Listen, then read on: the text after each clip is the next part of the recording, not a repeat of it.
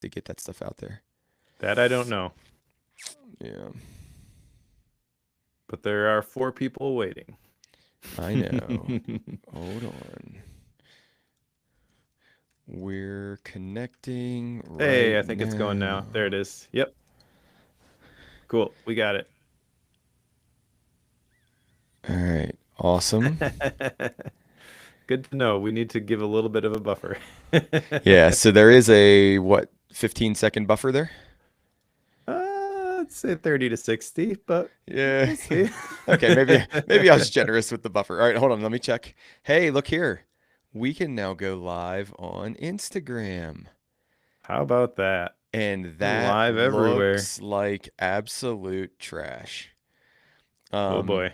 so Mike, Let's we not are troubleshoot that one no, today. we're gonna end the live video on Instagram. So if anybody's watching on Instagram, bye bye. All right, so Mike, what I just learned is the Instagram side of this doesn't like the two side by side stacked, like we have them. Gotcha. It's gonna want us vertical. So if we care about taking this thing Instagram, which we don't, we have to go vertical. So, all right, cool. All Okay. right, so that's working. Okay, I've got this file. All right.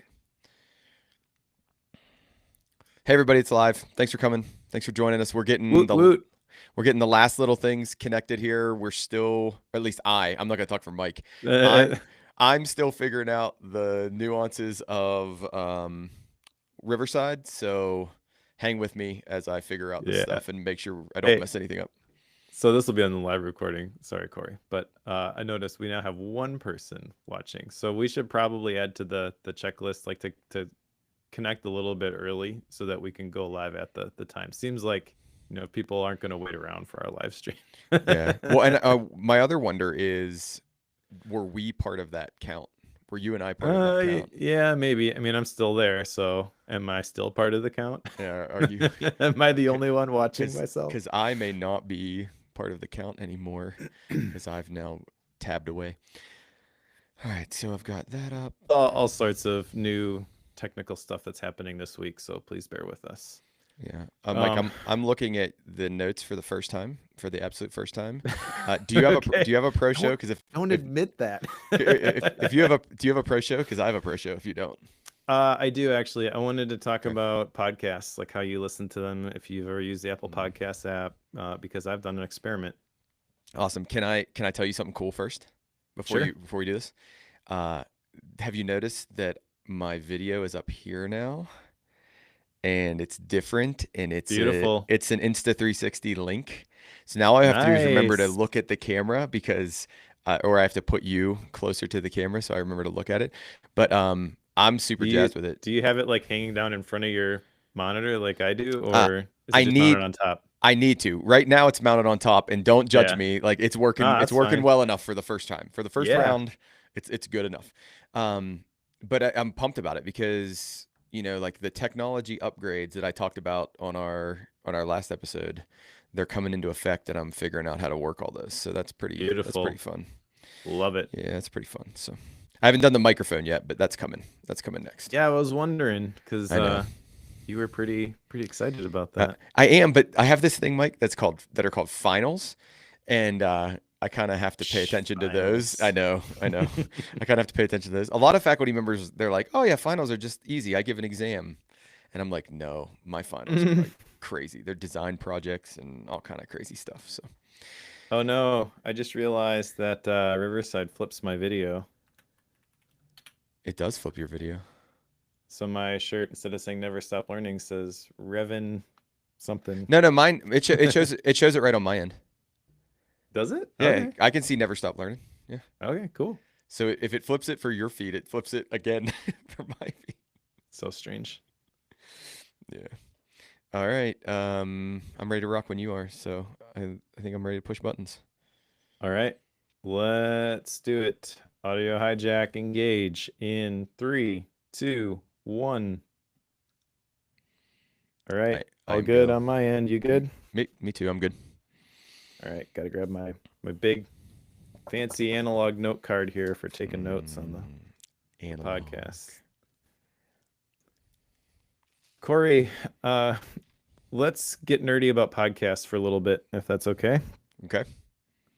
Um, I know you listen to podcasts.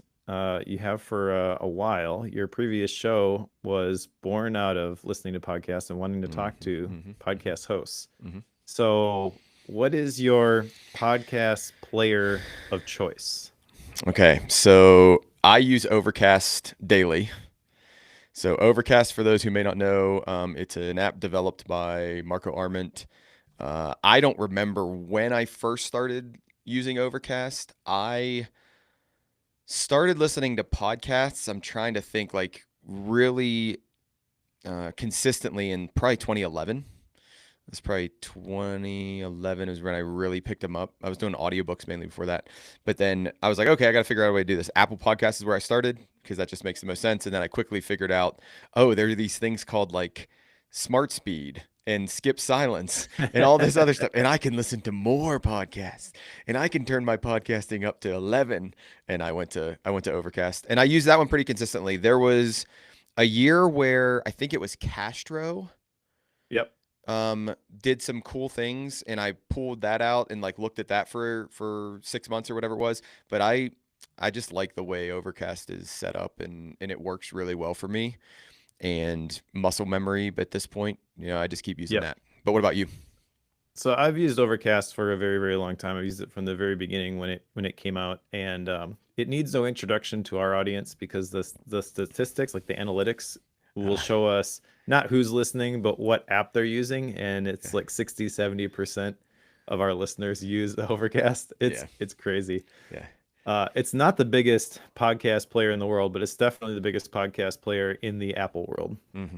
which is What probably how do you most know? of What our is the people biggest find podcast us. player in the world? It's probably Apple Is Podcasts. it? Might be Spotify. Might be YouTube actually at this point. Hence Mm, the switching over to a video show. yeah, We had a conversation a couple months ago, actually probably longer than that now, about like if we were starting this today, how would we do it? And said we should have these on YouTube so people can find them. Made the live available to everybody. But I have to admit that the Apple Podcast app has been getting better, and I keep hearing about stuff that it's added, like the transcripts and things like that, and I'm like, oh, that would be really cool. And a couple of weeks ago, I bit the bullet and I started using Apple Podcasts instead of my beloved Overcast. Okay, so are you still downloading everything to Overcast too? So it's like, is it just Yeah, double? Is it double it's everything? Yeah, it's yeah. still there. That's what Yeah, I would do too. That's why I asked. yeah. I would never shut that system down. So I honestly really like it though. I got into Overcast for the same reason you did. The smart speed, trimming the silences, the voice boost because some of the podcasts, the audio wasn't very good. Yeah, yeah. You know what? That's not a problem anymore. Hmm. Hmm. And the smart speed stuff, the more I think about that, I'm like, why do I want to just cram as much audio information into my brain as possible while doing other things like driving or going to the gym? I know. And I was like, this doesn't make a whole lot of sense. So those features were holding me in Overcast for a long time. But then I was looking at Apple Podcasts and they added the transcripts and like, well, they don't have smart speed. And then I was kind of like, who cares? Maybe Yeah. that's a good thing. And I got to tell you, I actually don't miss it a whole lot. Okay. What I love is those transcripts. They are great. And some of the podcasts that I listen to, actually the podcasts I listen to are a little bit different. Maybe we should talk about, the podcasts that we're subscribed to too. Sure. But it used to be all the tech stuff. Accidental Tech Podcast, Mac Power Users, all that kind of stuff. And I still listen to some of those. I have unsubscribed from several of them though. And when I did it, it kind of hurt a little bit. It's like, oh, but I've been listening to these guys forever. Mm. And I was like, but I don't like listening to it anymore. They make me angry a lot of times. So why am I Yeah. doing this to myself? Yeah. So I unsubscribed. I've been finding some different shows, like Cal Newport's Deep Life or Deep Questions podcast. Nathan Barry's podcast. Barrett Brooks has a podcast called Good Work, which is really good. Hmm. There's one episode in particular I wrote about it in my newsletter where he interviewed the guy behind Ugmonk, Jeff Sheldon. Yeah. Yeah. I'm not sure if you listened to that episode, I but haven't. that No. was amazing because Barrett just goes way down the rabbit hole when he does the prep for these shows. By the way, he uses mind maps to prep for his shows. He mentions in the Ah, articles. oh yeah. But he talked to Jeff about because I think it was Gather back in the day. He launched that via Kickstarter, and it was pretty big, not as nearly as big as some of his more recent projects, but got him on the radar, and he got a chance to go on Shark Tank, and he turned it down. Oh wow. So that was a Wow.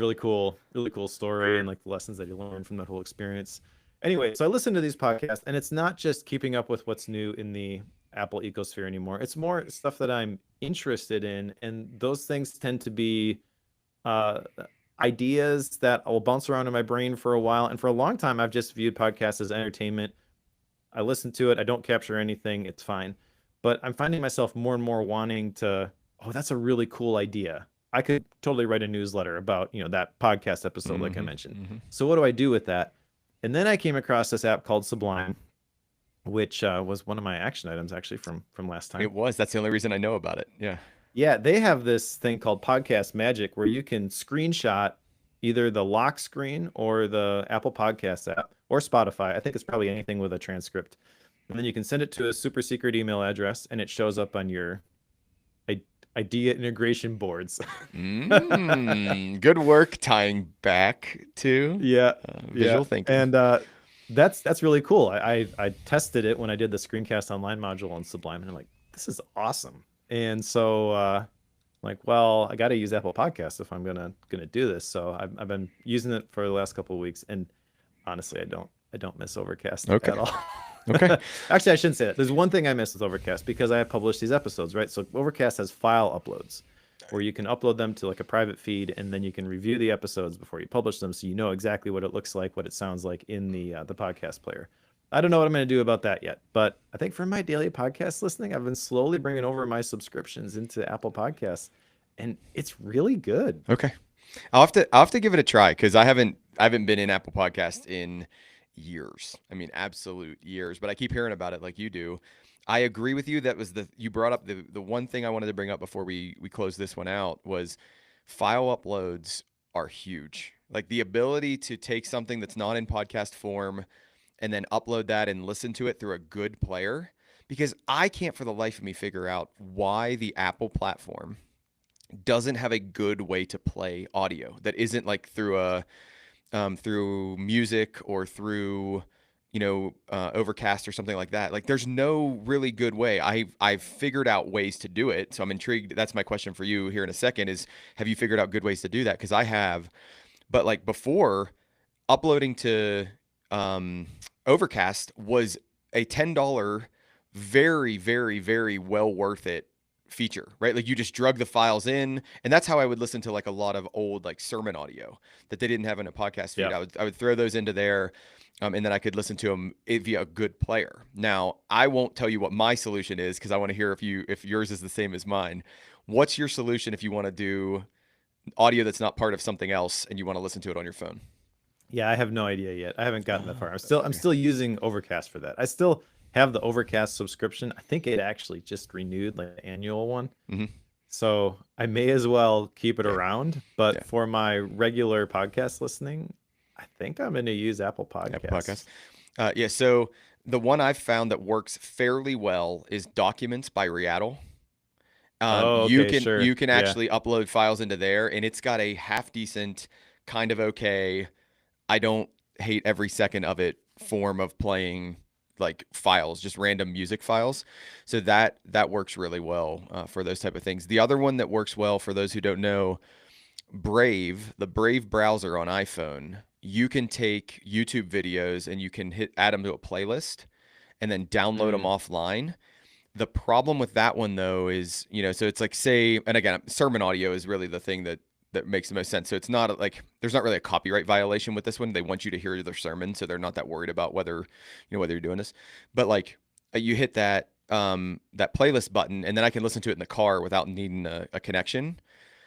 And the challenge of it is though it doesn't retain your position very well at all. Like so if I lose connection or I pause it and then wait a day and then come back into it, I mean it just has no idea where I left off and it just like deal absolutely breaker. yeah. Well, I found myself having to like take screenshots that way I remember where I am on the thing, but you're 100% right. Like it is the biggest pain point ever. But at the same time, at least I can listen to them offline, and I don't have to have you don't have to stream the whole video while I'm driving in the car, because that idea is craziness. I'm not on an unlimited plan, so I don't worry about it. I have no need for that unlimited plan. I'm by Wi-Fi like 99% of the day, so. Um, Yeah. but I'll give Apple Podcasts a try, because I like playing with technology, and I'll pull a couple of those into here. Oh, you asked about what kind of things we're listening to. Yeah. Just give me a So, couple. Don't give me the whole list, but like what are oh yeah. some of the maybe some of the newer ones that you really are enjoying?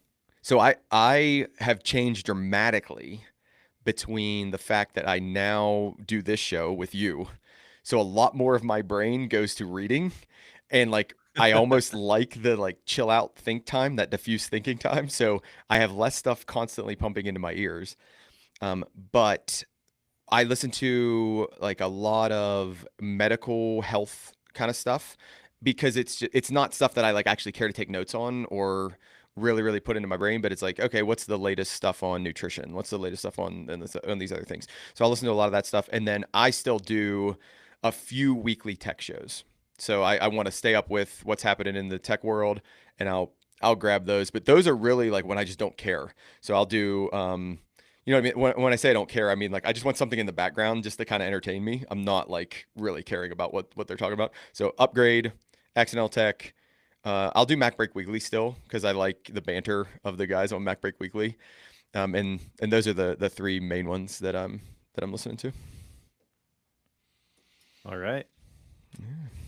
Well, let me know what you think of Apple Podcasts. I definitely don't Oh, think it's for everybody, but if there was one person who it was absolutely not for, it would have been me 6 months ago. yeah.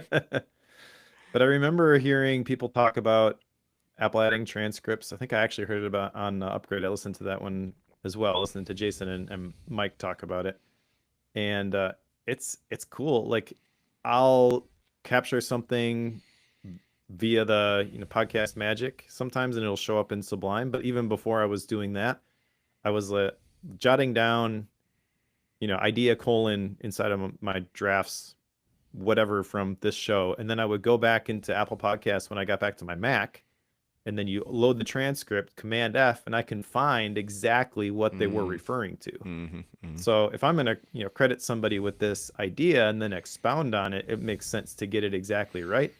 And that makes it so much Yeah. easier. Those transcripts are great. I never thought transcripts were a thing. I remember talking about them way back in the day, and people were like, "Oh, you should have transcripts because of SEO. It'll help people find your show." That's not of interest to me at all. But being able to go back and find exactly what they were referring to, that's Yeah. really useful. Yeah. Yeah. The biggest transcripty type thing that's got me was the Mac Break Weekly picks. There's a standalone website that lists all of the picks, and it's by no means a transcript. It's literally just a guy who takes all the picks and puts them on his website, and it's just an awesome. It's like, oh, what did they pick that like 3 weeks ago? That was really cool, and then you go back and find it. You don't have to dig through all the episodes. Nice. Yeah. All right. Ready to talk about the reading brain? I am ready to talk about the reading brain, I guess, kind of, sort of, maybe, sort of, Asterisk. kind of, asterisk, asterisk. All right. Well, before we get into the reading brain, we have a couple of housekeeping things we have to talk about here, Corey. So first of all, I want to just share with everybody that we completely changed the technical plumbing of the podcast. So if you had trouble getting this episode, I apologize. I've tested everything and I think it is all working. I got the feed redirected. So with multiple people, I was able to verify that in different podcast players, the new episode was showing up without having to resubscribe to the feed. But yeah, we're on Transistor now, and that Nice. gives us some new cool stuff. Like if you go to bookworm.fm, it'll redirect to that Transistor page, and if you click on the episodes button, you can actually search all of the episodes right there. Corey pointed out that while you could do that on the desktop website previously, it was really hard to find Yes. on mobile, and yeah, I'm not enough of a developer to have fixed that sort of thing. So we moved the show over to Transistor. That gives us a much better technical foundation for the show going forward. If you go to bookworm.fm, you should be able to just see the new page, and the episode numbering works the same. So if you go to bookworm.fm/ 237, it'll take you directly to the page for episode 237. If it doesn't do that, then my redirects don't work, but I spent a lot of time on those. Even dove into the world of regex, as I showed Corey. And yeah, I think all the pipes are connected correctly, but yeah, if you have any trouble, you can actually just go back to the bookworm.fm and resubscribe to Tiny little the side note. page there. Did you use AI to do your regex stuff?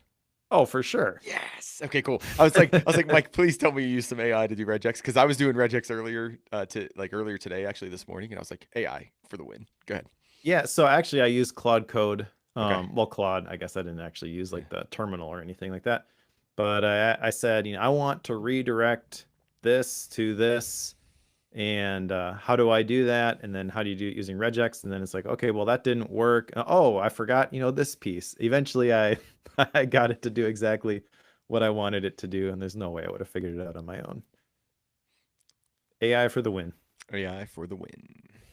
I have one other thing I need to mention here, because this episode will go live actually right before this starts. But I am going to be doing a live Practical PKM cohort in January. It kicks off January 5th. And I am trying to make this one as accessible as humanly possible. So basically, there's two ways you can join. You can either get the Practical PKM hybrid cohort, which gives you lifetime access to all of the videos and the custom AI agent and the monthly Q&A calls. That is $497, which is still considerably less than a lot of other workshops. But you can also, I've decided, if you join the library, so even if you join, it's $49 a month for the pro tier. You pay quarterly, so it'd be $147. As long as you are a member of the library, you can join this live cohort for free, which means if you want to join this cohort, which I charged $800 for last time that I did it, you can pay $147 and join it live. You won't get lifetime access to everything. You'll basically have access to it for as long as you stick around. So obviously, the goal here for me is to get people who are tire kickers to give it a shot. Join the cohort, which, by the way, also gets you access to Life HQ, which I sell for $197. So you won't get updates to that unless you're remaining a member, but you can get it for significantly less than I should mathematically be charging for this stuff probably. But I just want to get a bunch of people in this cohort. It's been a while since I did this one live. I've got a few ideas for how I want to change this based on when I went through the Rite of Passage cohort with David Perel. And I think this is going to be the best one. It's also the most affordable one. So basically, you can get access to the live one for $147. But if you go to join.practicalpkm.com, that's the website for the hybrid cohort. And if you buy either of those options, you will get access to this cohort as well when it's ready. Nice. Awesome. Indeed. So now let's talk about action items. Did you talk to Katie about Craft and Commerce? I didn't, Mike. I want everybody in the audience to know that if Mike could punch me through the internet, he might punch me right now, because like he wants me to do this so bad, and I am not intentionally not doing it. I just don't remember. Like, my memory is so bad when it comes to certain things. And I just didn't remember. But hold on one second. I feel like I wrote this down last time and then didn't do it. So that's the only reason I left it on here, by the way. I'm not trying to shame you into going. Oh, you no. literally last time, though, because I reviewed the episode and published it right before we recorded this one. Like you said, I'm going to put this in my reminders and I'm going to talk to Katie. So follow up with me on this one. So that's the only reason I am. It's okay. I will have my spectacular moment of follow-up failure momentarily. All right. So I put it in my thing again, and we'll see if this actually works. I don't know if it's going to work or not, but at some point we're gonna work. By the way, I'm playing around with Apple reminders, and we're seeing how that works. Okay. So my Apple next reminders, Apple Podcasts, just use all the Apple apps. I know. It's kind of hard to not, because they're built into everything, which. That's a whole nother conversation. Yeah, Apple Podcast is very good, by the way. And if you want to hear me talk about my experiment with it, that's in the pro show. That is in the pro show. Okay, so I was supposed to create a storyboard for the last book, which I did. I'm really happy with that. It was good. I liked it. Um, I like doing that. Now, here's what I'll tell you immediately. I did not create one for this book. That this will you'll understand why as we talk about this book, but I did not create one for this book. And this is an interesting part of our conversation because I was like gung ho. This was like a cool new way to think about these things. And I actively chose not to do that for this book. Like 100% actively chose not to do that. So I did not do it for this book, but I did it for the last book. Cool. And then create one for the Institute. I haven't done that yet, but that's a plan for over the break. So when I say break, so I'm a faculty member, and that means we just took finals. I'm in the process of finishing my grading, and then I have like a couple weeks off before the spring semester starts. So I'm prepping for next classes, but I have a little more time to do some thinking around different things. The Institute is a like mini seminary thing that I'm doing. So I'm trying to make connections throughout the Bible and throughout Scripture and theology and those type of things. So I'm planning to do that one. I just didn't have time because of finals, but that's still on the list. All right. I guess I had one more. Develop my enduring questions. Nope. Nope. Nope. Nope. Nope. Nope. Nope. Didn't even think about that one. Never even crossed the brain. So that one's out. All right. How about you? Well, mixed bag here. So check out Sublime as my idea integration board.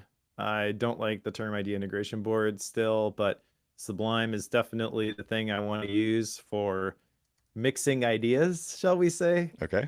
And I went all in with Sublime. I bought the Oh, lifetime deal. nice. Yep. So they're shipping me one of those deadline candles where it actually says deadline on it, and the goal is to like write your book before you get down to the bottom. Okay. Okay.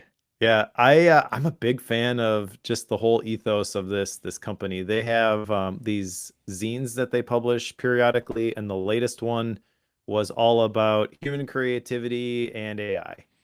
And they pull in interviews with like Kevin Kelly and those types of people who are really thinking about this stuff in good ways. You Nice. know, good is subjective, I guess, but people who I think are really thinking about this stuff the right way.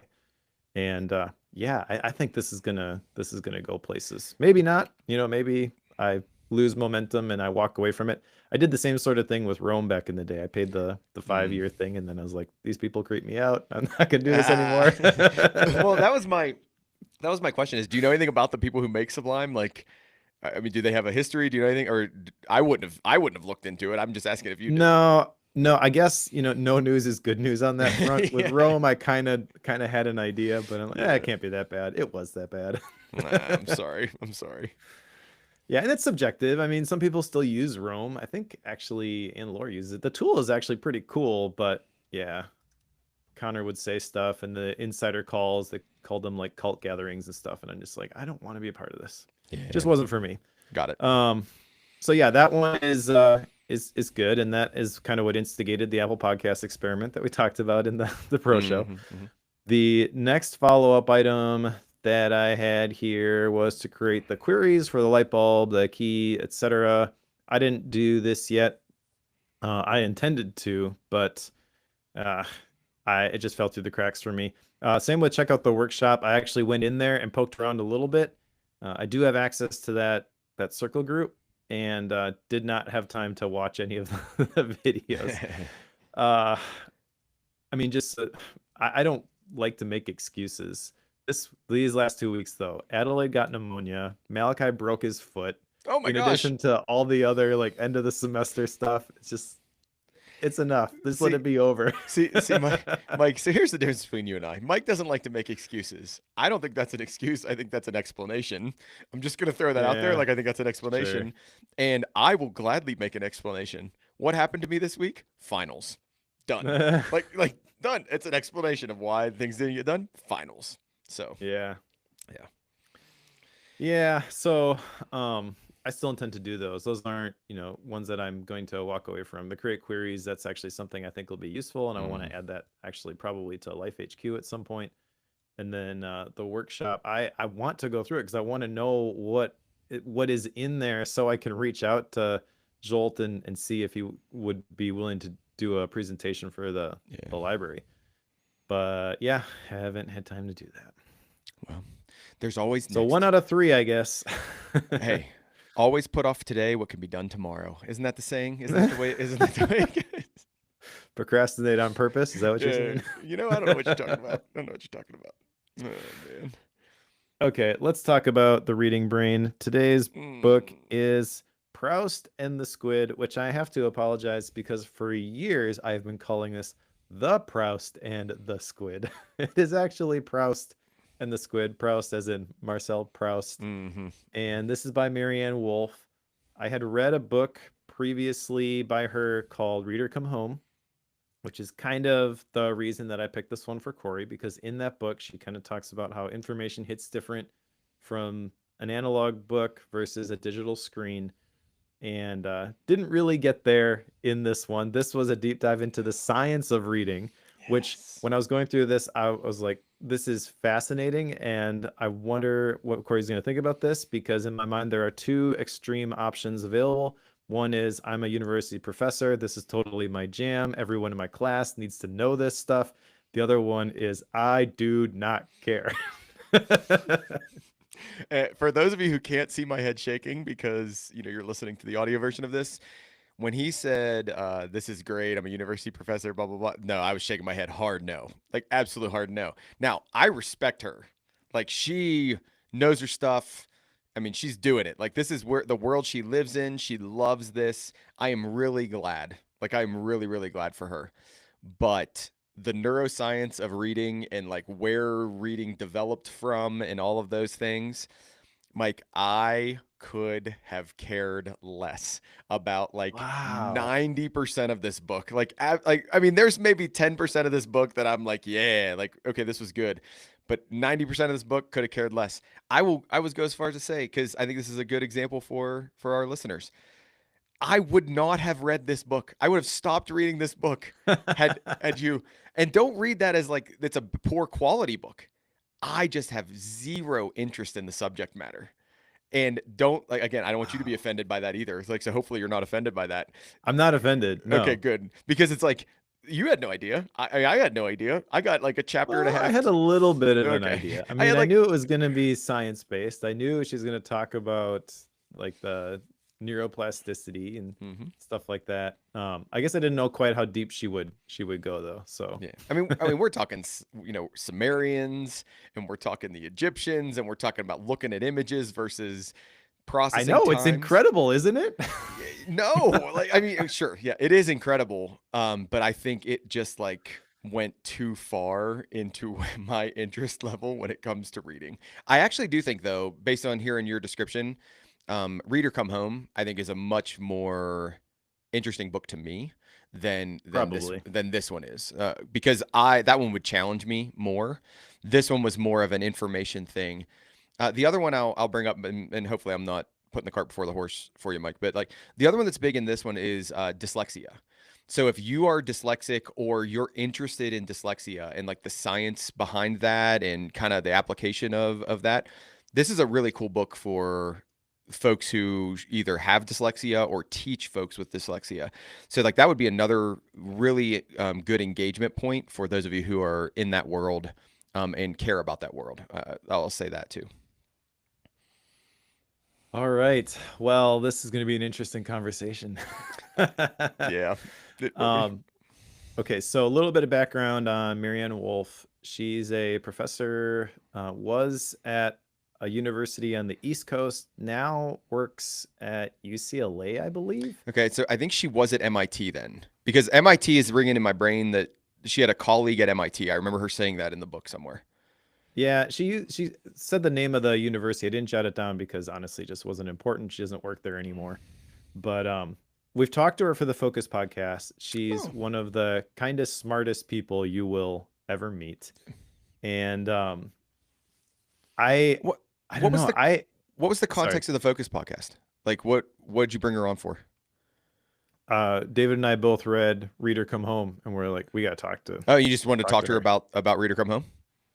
Yeah, Very because I cool. mean, one of the themes of Focused is analog, obviously, and Hmm. so I've been trying to get David to read analog books for a long time.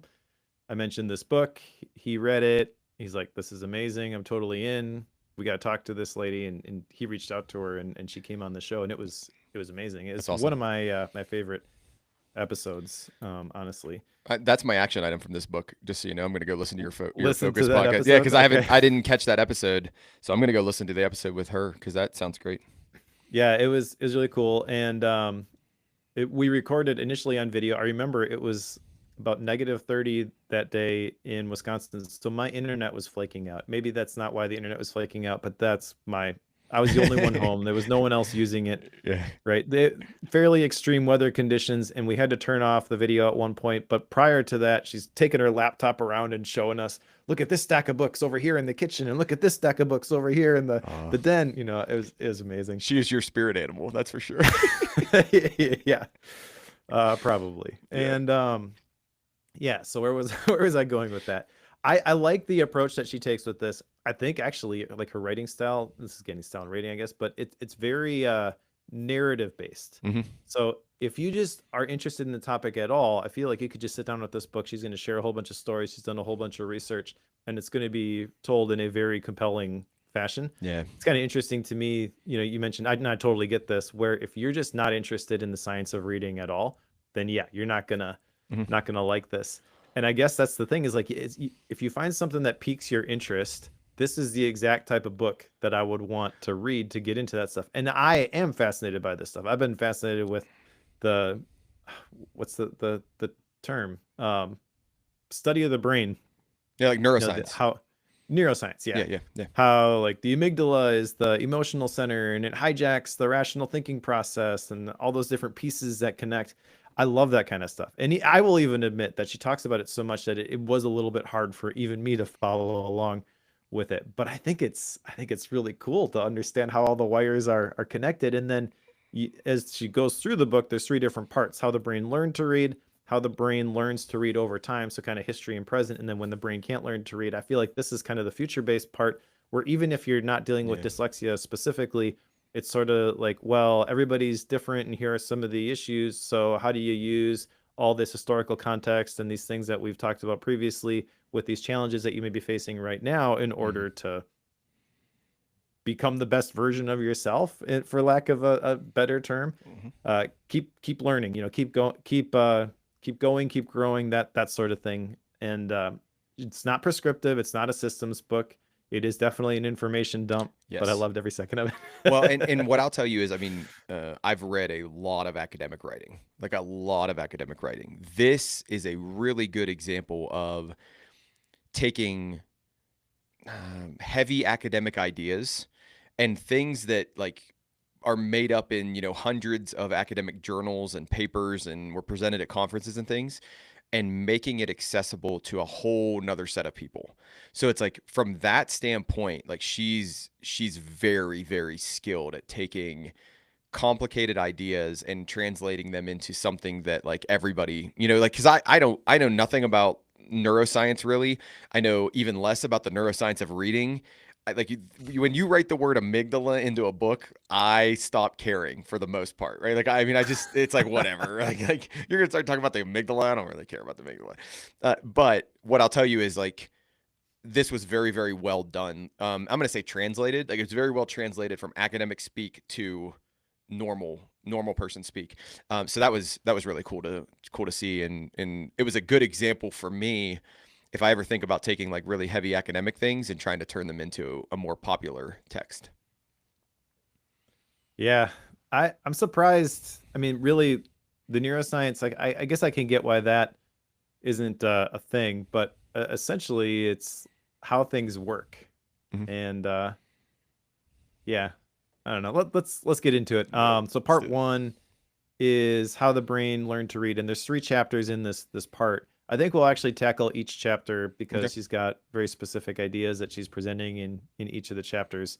So chapter one, reading lessons from Proust and the Squid. Chapter two, how the brain adapted itself to read. And then chapter three, the birth of an alphabet and Socrates' protests. Those are all in this first section. Mhm. So let's start with chapter one, um, reading lessons from Proust and the Squid. Now, as mentioned earlier, Proust refers to Marcel Proust, who once described a reading sanctuary. That Mhm. sounded amazing. And then the squid is an analogy to understand how neurons fire and transmit to each other. And kind of the idea here is, how squid learn to swim. And I think that's interesting. I like the pyramid of reading that she describes here, where there's like the different levels. There's the surface behavior, there's the cognitive level, the neurological structures, the neurons, and then the genes at the very bottom. Mhm. I'm not sure I care to go all the way down there because I feel like the further down you go, the more maybe understanding you have of why something is, but the less practical stuff becomes. Yeah, There's an yeah, 80/20 with this for sure. for sure. Yeah. But the major point she makes, which is fascinating to me, is that reading is a great example of the brain's plasticity and ability to learn a new skill because we were never born to read. Huge point. Huge point that we weren't born to read. It's like I was like, oh shoot, we weren't born to read. Like that makes total sense. Yep.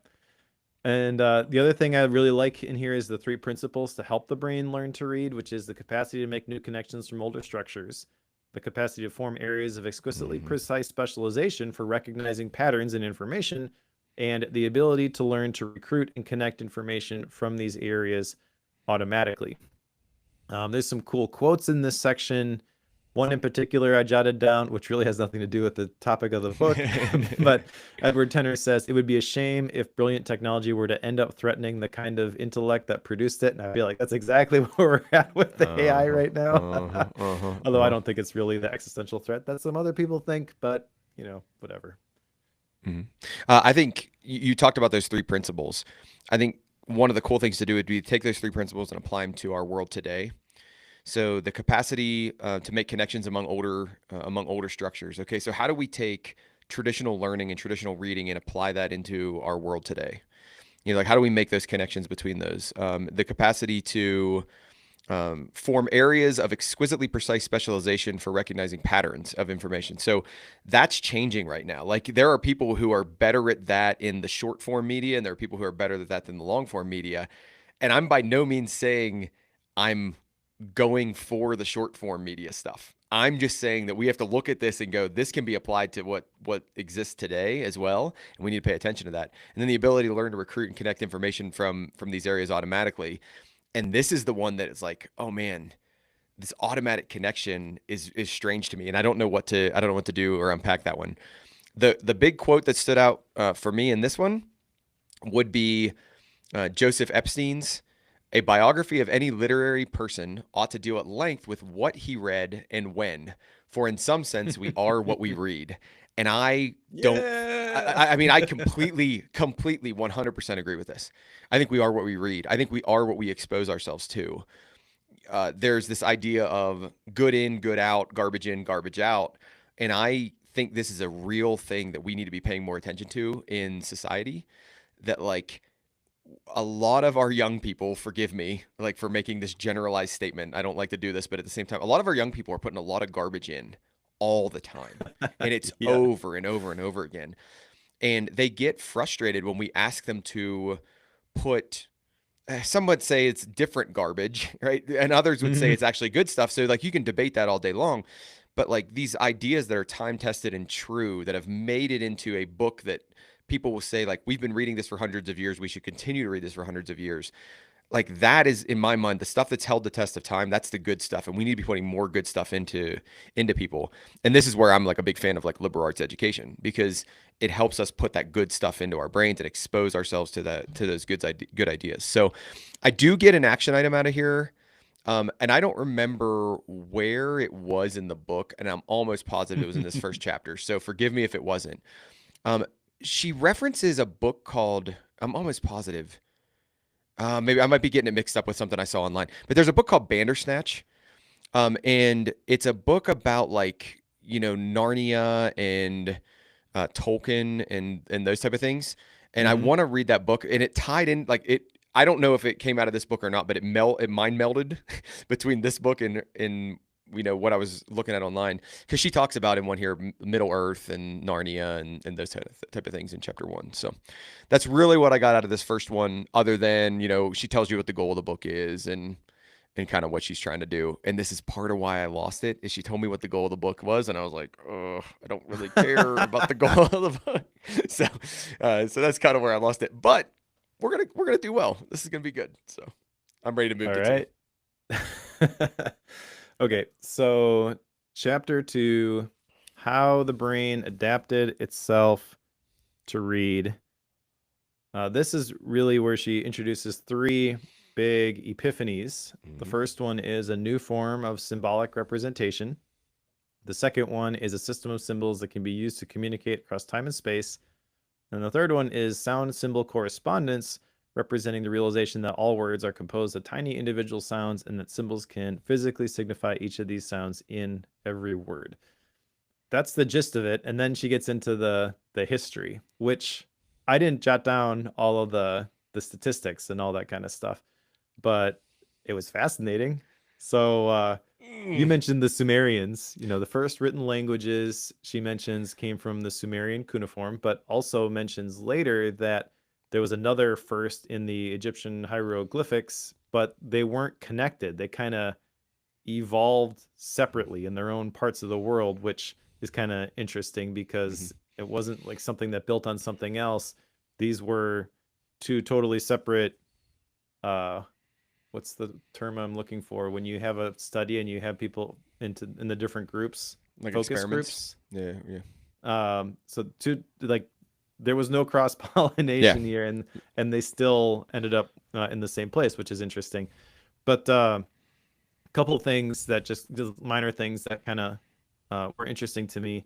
One was that their first encyclopedia was named All Things Known About the Universe. Mm-hmm, mm-hmm. What a great name. That is a great name. That actually would be a great podcast name. All things known about the universe. Yeah, I I'd mean have that. trouble using that title, but it Uh, reminded me of the Hitchhiker's Guide to the Galaxy. yeah, yeah, yeah, yeah. And then the other one was that going back to the first languages being Sumerian cuneiform, that Sumerian women had their own dialect called Yeah. Emisal, which was translated fine tongue. So yeah, not anything that you're gonna do specifically with this stuff. It's just interesting anecdotes there. But I think it is helpful to understand how we got here. And then the other thing here, kind of going back to the point about the Sumerians and the Egyptians and these processes happening at the same time, but at different places. She actually said that evidence suggests that writing was invented, quote unquote, at least 3 times in the last part of the 4th millennium BC, Mm-hmm. which is is awesome, I think. Yeah, yeah. Well, So if you're gonna extrapolate that, the brain is never meant to read. Why did we yeah, learn yeah. to read? It's to make us bigger, better, faster, stronger. I don't know. Like it's a superpower if you think about it. Yeah, this is one of the coolest points of the first part of her book is the idea of like we weren't meant to do this. If you look at it biologically, we weren't meant to do this. Yet, what I've just told you is in 3 different places or in 4 different times or whatever it is, humans did it. Like they did that. Like there was something that drove this. Now I have my reasons why I think that's true, right? Like I have my like internal explanations for this, but just pondering on that idea of like, oh, physically is the wrong word. Like brain wise, body wise, right? Like this isn't something we're much better off drawing pictures and just talking to each other. Like that, like why would we need to actually make this word code system that has syllables and letters and all this stuff? Like that just doesn't make any sense. It seems like it makes everything harder. And what's cool is she's going to tie this in at the very end about why this mattered and how it helped us, right? Well, I guess she's going to tie it in a couple different times, but I remember it at the very end. So I think that's really really neat. I like her idea here of mental representations of information being representations, which I've heard this before that like a representation is a representation. And I really like the idea of that because what are we doing when we do writing? And then we're taking this idea, or well, I guess visuals too. When we take visuals, we're taking an idea and we're representing it as a visual. When we write, we're taking an idea and we're representing it as words and sentences and paragraphs. And then we can adjust the way we represent that. And you see this in terms of the way people do it. Like some people write a paragraph and you're like, man, I know exactly what you're talking about. That makes total sense. And some people write the exact or about the exact same topic, but they write a different paragraph and you're like, no idea. Like what words did you just say? Like that doesn't make any sense to me. And it's a really cool thing to this is why I think you have said this before to me, and I've heard you say this to other people as well. There is space for you to do the thing. So if you're passionate about something and you want to tell that story, you want to communicate that idea, you want to teach that thing, there's space for you to do that because you may represent that in a way that connects with a group of people that it has never connected with before. Like they've been trying to do this their whole life and they've just never got it. And I think that's a really cool thing. I actually think it's a really cool feature of AI is it gives us the ability for something to represent something in a bunch of different ways and the human doesn't get tired because the system just does it. Now, it may do it wrong, so that's a problem. But so may humans. So there you go. But like I do think this is a really cool chapter, and the flow as it goes down is really cool to think about.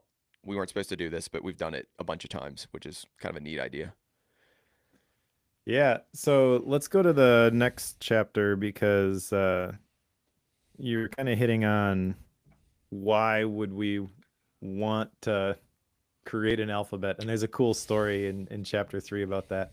Chapter 3 is the birth of an alphabet and Socrates' protests, and mentions a story by Thomas Mann, who said that he refers to the event of Moses going up the mountain to get the Ten Commandments from God as kind of the birthplace of an alphabet, Mm-hmm, mm-hmm, mm-hmm. which is interesting to think about it that way because the point he makes is that in response to God asking Moses to carve the Ten Commandments on 2 stone tablets in a way that everyone could understand them, Mm-hmm. Moses had to create an alphabetic language. Yep.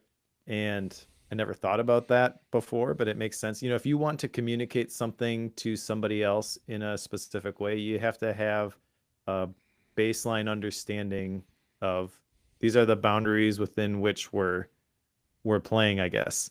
And it makes sense as she's going through this that an alphabet would do that because an alphabet basically takes all of the possible options and shrinks it down into these 26. tiny elements that you can put together, a lot like the atomic ideas that we were Yep. talking about in the last book.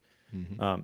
There's the criteria of an alphabet from Eric Havelock, which I liked here. There's 3 criteria. The first is a limited number of letters or characters. Mm-hmm. The second is a comprehensive set of characters capable of conveying the minimal sound units of the language.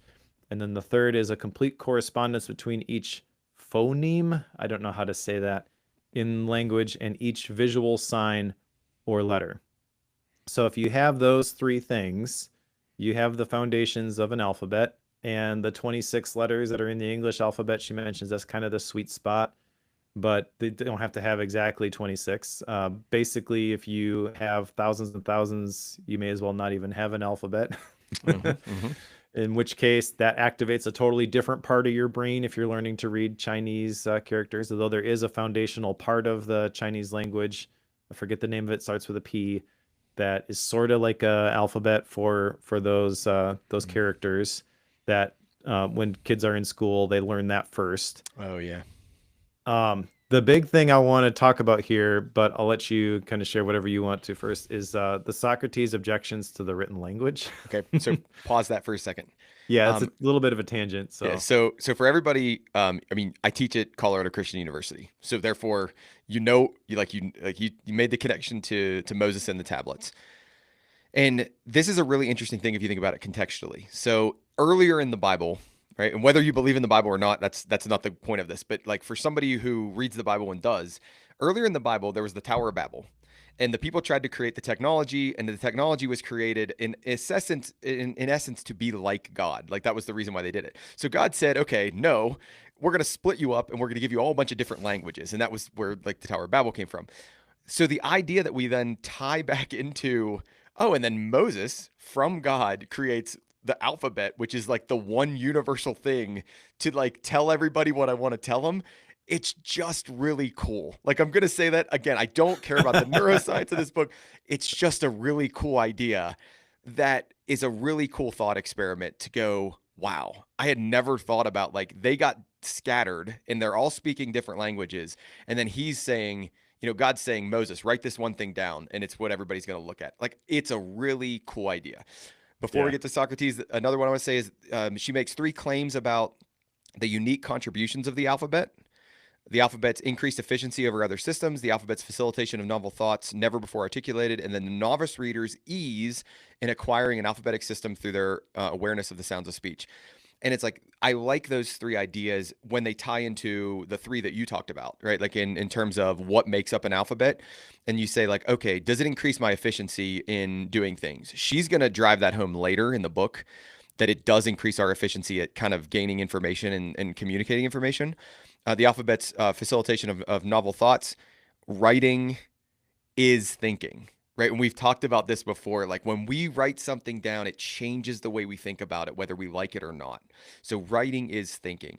And then you get in this idea that the novice reader's ease of acquiring the system. And really, I mean, we're teaching our kids to read right now. Like, and we've done it, we're on number 4, and it's crazy. Like, wow, it's complicated, and you have to teach them the difference between there and there and why they're spelled different and why they mean different things. When you think about it, it's actually not that hard, right? Like, it really isn't that complicated. And then some of you who speak more of a Latin-based language, I think it's even easier in that, right? Like, so the ones where the root meanings actually stay consistent and then you change the ends and things like that. I think English actually makes it more complicated. What is it, Mike? I think German makes it even more complicated. Like, the Germanic languages do like just I crazy don't know. stuff. And I think she calls this out here as that Finnish is like the craziest one. It just does absolutely wonky things. At this point, let's talk about Socrates. Well, the other thing I want to mention with what you just shared there, so our youngest Adelaide is learning to read, and we've learned from previous experience because she's our fifth. Some of our kids like picked it up really quick. Mm-hmm. Some of them took a while. They all got it. They all read great, so never really worried about it. But last night, after reading this book, I'm sitting there on the living room floor reading with Adelaide, and like, well, let's read this book together. You do the voice for this character, I'll do the voice for this other character. And seeing her sound out the words Uh-huh. and actually read, I had this context of all this stuff that was going on in her tiny little brain, and I was like, this is amazing. I agree with you there, right? Like, because I've thought about my children as I've read this book and like the way they learn to read and things they mess up and things they get right and all that. It is amazing. Like, I agree with you there. Yeah. Okay, so Socrates. Socrates was against the spread of written language. And why was he against the spread of written language? Well, there were 3 specific objections, but really it ties back to the fact that ancient Greeks had amazing ability to recall information. And so personally, I just think he was really good at something, and something came along that made that thing not as important, and he was not happy about it. Yep. But Yep. the 3 objections were the inflexibility of the written word, the destruction of memory, and the loss of control over a language. I I think actually a little bit of validity to some of this stuff, specifically the destruction of memory, because when you have to memorize all these things, you are able to do it. Your brain adapts to absorb information a certain way and recall it a certain way. When you can just write it down and you have a record and you can go look it up, it's different. And that is exponentially more the case in our digital world today, Mm-hmm. where lots of people don't know things because they can go look them up, and that's contributed to the fact that we can only remember 6 characters of a phone number instead of the whole thing and stuff like that. So I do think there's something to this, but it's definitely a bit of an old man yells at cloud. And it's interesting because Socrates was against it. His mentee Plato was kind of ambivalent. He's like, I could take it or leave it, whatever. I see both sides. His mentee Aristotle loved to read. So Socrates was never going to win this fight. Yep. I'm not sure why he would pick this hill to die on, but he did. Yeah. The hardest one I have for him is she says later here that, his concerns are disarming, but they're really not. It's the third one that he calls out is this. He passionately advocated the unique role that oral language plays in the development of morality and virtue. And I like that one just doesn't, I don't understand why like oral language and speech plays so much more in morality and virtue in his mind. Like I would love to, if I cared more, I would love to understand that more. Because I don't see the difference there. But I think it's interesting how against it was, and I agree with you that I think a big part of this was, I mean, we're speculating on somebody that's thousands of years old at this point, but there existed. I think there's a lot of like, I'm really steeped in this culture of the oral tradition, and we debate and we discuss and we do all this stuff, and then you're bringing this new technology in, and we see this all the time. Oh, this new technology is going to change everything. I don't want it to do that, right? Like, it's gonna mess with my oral tradition. It's gonna mess with our debates. It's gonna mess Yep. with what we're gonna do. And instead of us going to a room and dialoguing and having that debate, we're now going to go and sit in the library and read books, and we're not going to dialogue anymore. And that, like, that just blew his mind in terms of that. So That was I, the same argument that the clergy had with the printing press too. mhm. It's like, well, we have the Bible in Latin. We're the only ones who understand it. We're the experts. Now everybody's got it. Everybody's an expert. This isn't good. Yeah, I think one of the areas where I don't know if he articulated it this well, but it comes into my mind is the idea of, I do think we as a society don't memorize enough. Yeah. We don't try to put enough into our brains and keep it there, whereas the oral tradition would require you to do that. Oh, if I want to go talk elegantly about this, I have to know the stuff. And Hmm. I mean, I fall victim to this all the time. Well, I don't need to know it. It's in my Obsidian vault. Like, I don't need to know it. I can go look it up. I can Google it. I can ask AI. I can do whatever it is. And I actually think that that does us a disservice. I think Yep. that if we were able to know more and have it memorized, I think that would be better for us. 100% agree. All right. Ready to go to the next section? Part two. All right. So part two is how the brain learns to read over time. And the first chapter here, chapter 4, the beginnings of reading development or not. The reason for the or not is that there is a huge gap between kids who come from homes where they are encouraged to read and Mhm. kids who come from homes where they are not encouraged to read.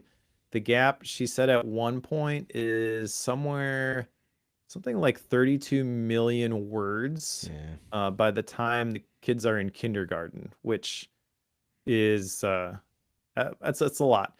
And this chapter kind of explains why that's a big deal. A lot of science in this one. Just a couple of things, I guess, to kind of pick out here. Reading to your child at an early age makes the connection between reading stories and feeling love. So if you want to instill love for reading, do it early.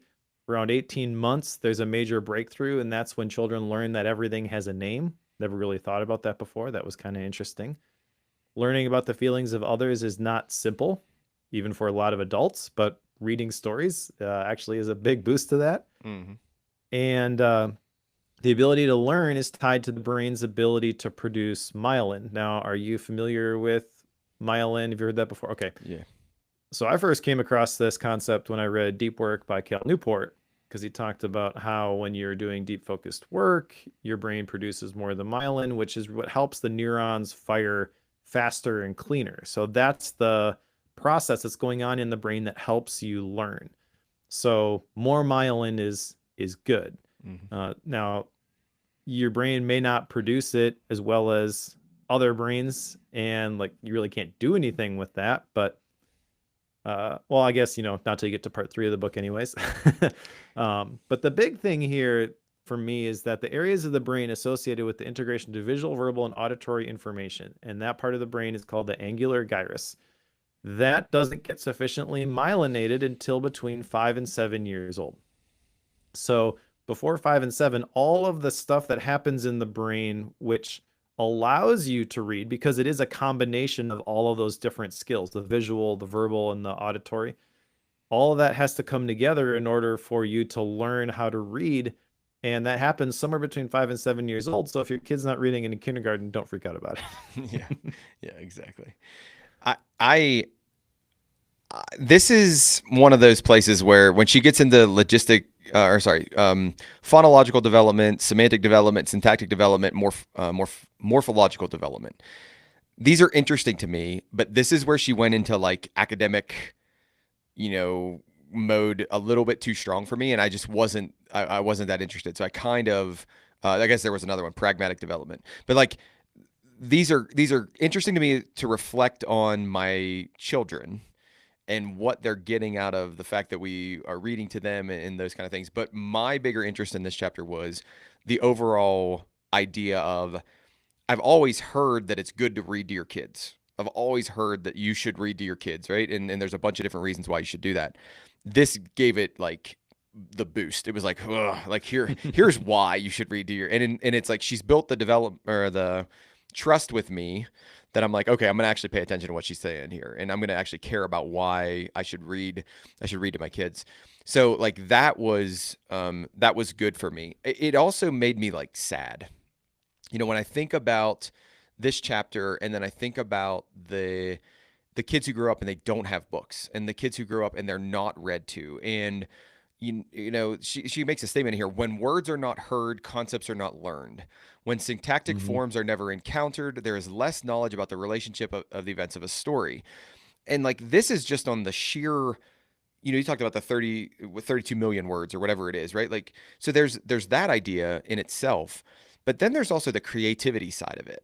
Like I think about, like, we read to our kids and then they come back and they're acting like the knight, or they're acting like the monster, or they're doing whatever. And there's this whole creativity side of it that exposure gives them.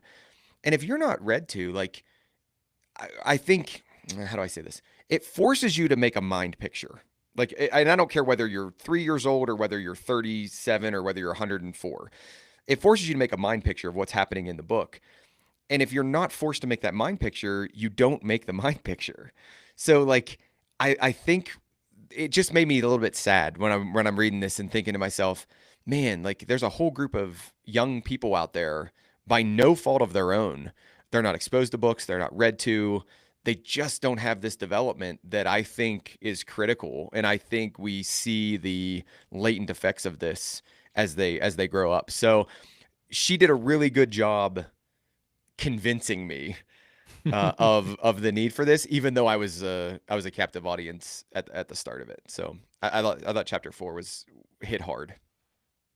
Yeah, and just to extend that a little bit, if you were from a disadvantaged position, you can be upset about that and say that's not fair, or you can take control of your situation where you're at. I mean, yeah, this does paint a picture of this gap that exists at the beginning, but she ends the book and when she talks about dyslexia with some of the most successful Hmm. people in the world who weren't able to read until much later. So just because you had a bad start doesn't mean that you have to finish poorly. So if you feel like you're in that position, it's not all doom and gloom. You have more agency there maybe than you realize. But as a parent, yeah, you want to set your kids up for success and do whatever you can for them. And she makes a really compelling case that one of the best things you can do for your kids is to read to them. Yep. Yep. Absolutely.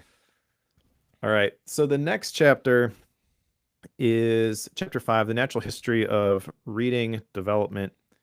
And this one talks about the different types of readers. There are 5: emerging pre-readers, novice readers, decoding readers, fluent comprehending readers, and expert readers. She talks about the first couple in this chapter, and then the next chapter talks about the others. And I don't know that I really want to go into all of the different characteristics of these different classifications of readers, but a couple of interesting points here. Fluency is being able to utilize all the special knowledge a child has about a word, its letters, letter patterns, meanings, grammatical functions, roots, and endings fast enough to have time to think and comprehend. That is a great definition of the word fluency. Although she says in the book, I think that there's no like standard agreed upon definition. She shares a couple different ones. This is the one I jotted down though, because I think this is really good.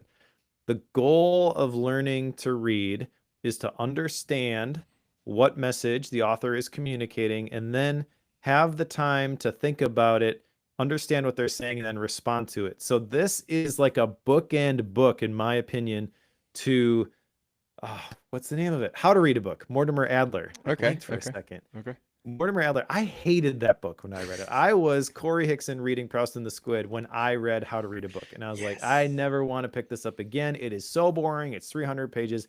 I already know how to read a book. Leave me alone, old man. And as I went on from that book years later, I was like, that was actually really profound. Those 4 levels of reading that he talked about, that made a lot of sense. And the more I read, the more I understood the importance of being able to work a book like that. Hmm. Hmm. And that has definitely influenced how much I've been able to get out of the books that I read from that point on. Now, I don't think Proust and the Squid is going to have that same level of effect, but Okay. you can see that it is laying the foundation for, like, if How to Read a Book is the tactical, this is how you argue with the author and make it your own. Proust and the Squid is the science behind why that works. Hmm. Hmm. So I Hmm. guess having read How to Read a Book, that gave me context for the what was actually happening. And then in this section specifically, she's talking about the science behind it. Oh, I get it now. Like Yeah. another thing she talked about here, which I thought was fascinating, and I totally thought of you when I read this, is comprehension monitoring. I would wager to guess that there are a few students where if you could open up their brains and download some knowledge into them matrix style, you would inject into them comprehension monitoring, which is knowing when you need to reread a text in order to comprehend it, because Hmm. then you will do well on the test. Yep. Yep. Yep. Yep. Yep. Yep. Yep. This is one of the things that it actually made me think about the way I read is it's not just words flying past. It's, do I actually understand this? Do I actually understand this? And what I'll tell you is I was not effective at standardized testing when I was coming up through young grades in middle school and high school because I was not good at this. Like I could read a passage, but I couldn't retain it and apply it then, like and comprehend it in a way. Like I had to go back and reread it. I had to go back and reread it. So I now know that it's like I needed to know the question. That way I was actively reading because I'm not the most active reader in the world. So like, but I had no idea of that when I was young. I just knew that like I don't like the English part of this. Like the English part of the exam is terrible, and I wish I didn't have to take it. I'm more of a math guy, right? Like that. That was the way I had always lumped it in. But it was really that idea of I didn't have that comprehension idea of am I actually picking up on this? Am I actually picking up on this? And it's just a it's if I wish I knew then what I knew now, kind of a thing, because I would change that. I would actually do some things differently. Other than that, I didn't really get a ton of stuff out of this chapter. So I mean, it was fine, but nothing really much came out of this one for me. All right. Yeah. Let's go on to the next one then. So, chapter 6 is the unending story of reading's development. And this talks about the timeline of reading. That has the different milliseconds on the timeline and the Mm-hmm. different brain Mm-hmm. modes. That's interesting, but I don't know that there's a whole lot I do with that prior to the next section, I guess. But the 3 major jobs of the reading brain, I feel like, are fairly important, and that is recognizing patterns, planning, strategy, and feeling. So this is interesting because you don't really think of, when I am reading a book like Proust and the Squid, this is helping me develop the ability to plan strategy and feel more deeply. Yep. Yep. Yep. Yep. Yep. Yep. Yeah, and I guess, the takeaway from this is, if you really want to do the most with what you've got to work with, reading's got to be a part of the equation. It's easy Mm-hmm. to see, for me anyways, understanding this, why that old adage, readers are leaders. Or I came across a statistic, which is actually the genesis of the Bookworm podcast, that the most successful CEOs, one of the common traits they had was that they read 24 books a year. So Hmm. basically 2 books a month.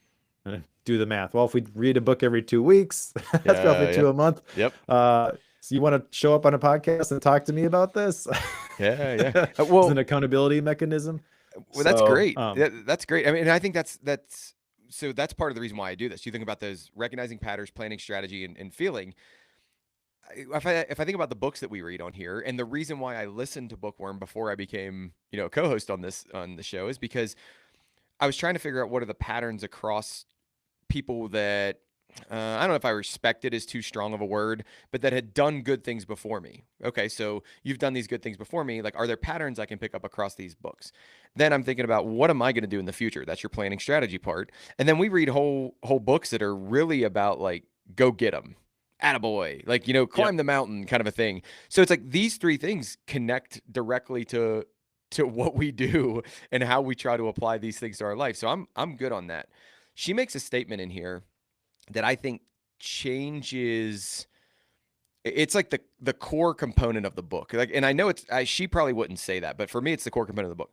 The fluent, comprehending reader's brain is on the threshold of attaining the single most essential gift of the evolved reading brain, time. And I think about that and I go, what on earth does that mean? And then she unpacks it as we go through this, that like you're trying to read quickly. So that's your fluent comprehending. Read quickly with understanding. So you have the time, milliseconds. Might not, it's not a minute, it's not 100 years, it's not anything like it's milliseconds to then apply that and recognize a pattern and do. And this is a really interesting idea to me. Like Yep. why do we read? Why do we want to be a good reader? Why do we want to be a fluent reader? It's because then I can make the connections that I need to make. Then I can actually apply this and I can do things like recognize pattern, plan strategy, and feel. It's such a interesting idea. Like I just think it's such a cool idea that I had never thought about when I thought about, why do I want to become a good reader?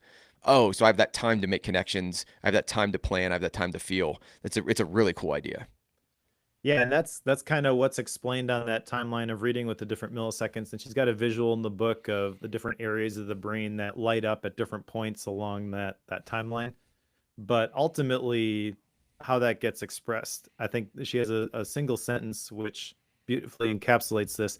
We bring our life experiences to the text, and the text changes our experience of life. Hmm. So what you read changes who you are, and who you are influences what you read, which is why I think everybody should choose books like this to wrestle with, even if it's uncomfortable. And Hmm. I can say that because I've had to do the same thing myself with how to read a Yeah. book.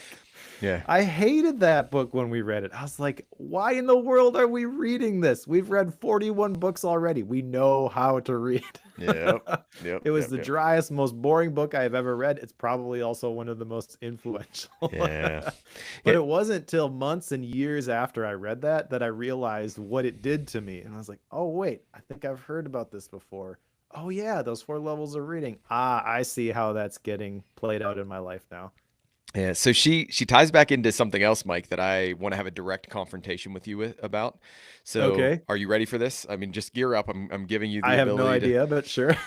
All right. She talks about Middle Earth, Narnia, Hogwarts, and developing metaphor, inference, Yeah, analogy, right? yeah, All these things. Mike, you don't like to read fiction.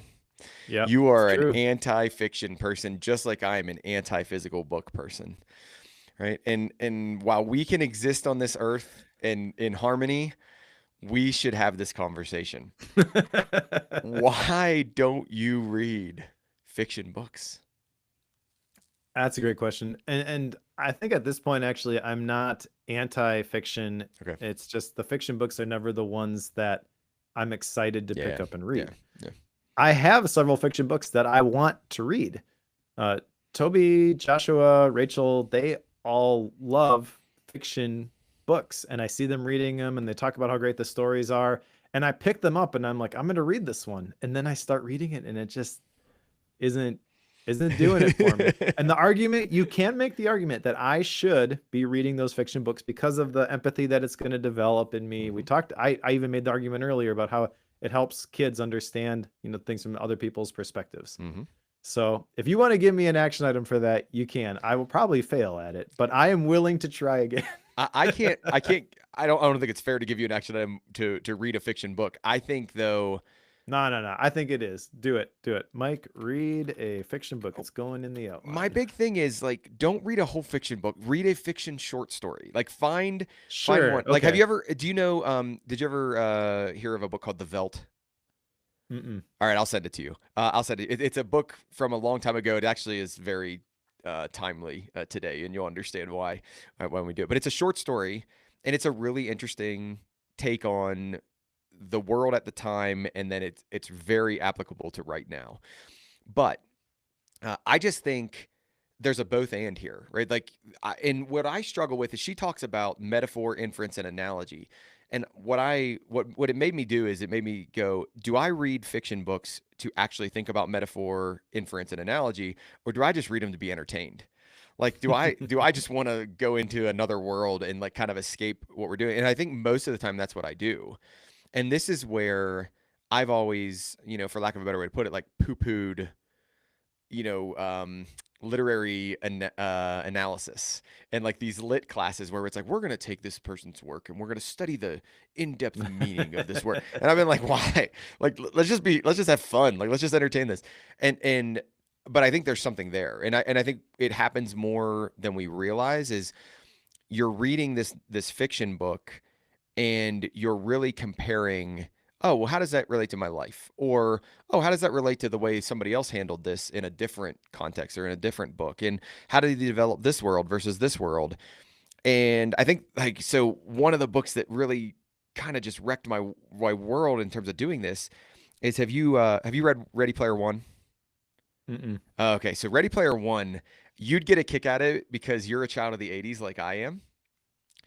So you'd get a kick out of Ready Player One. I think it'd be one for you. Don't watch the movie first.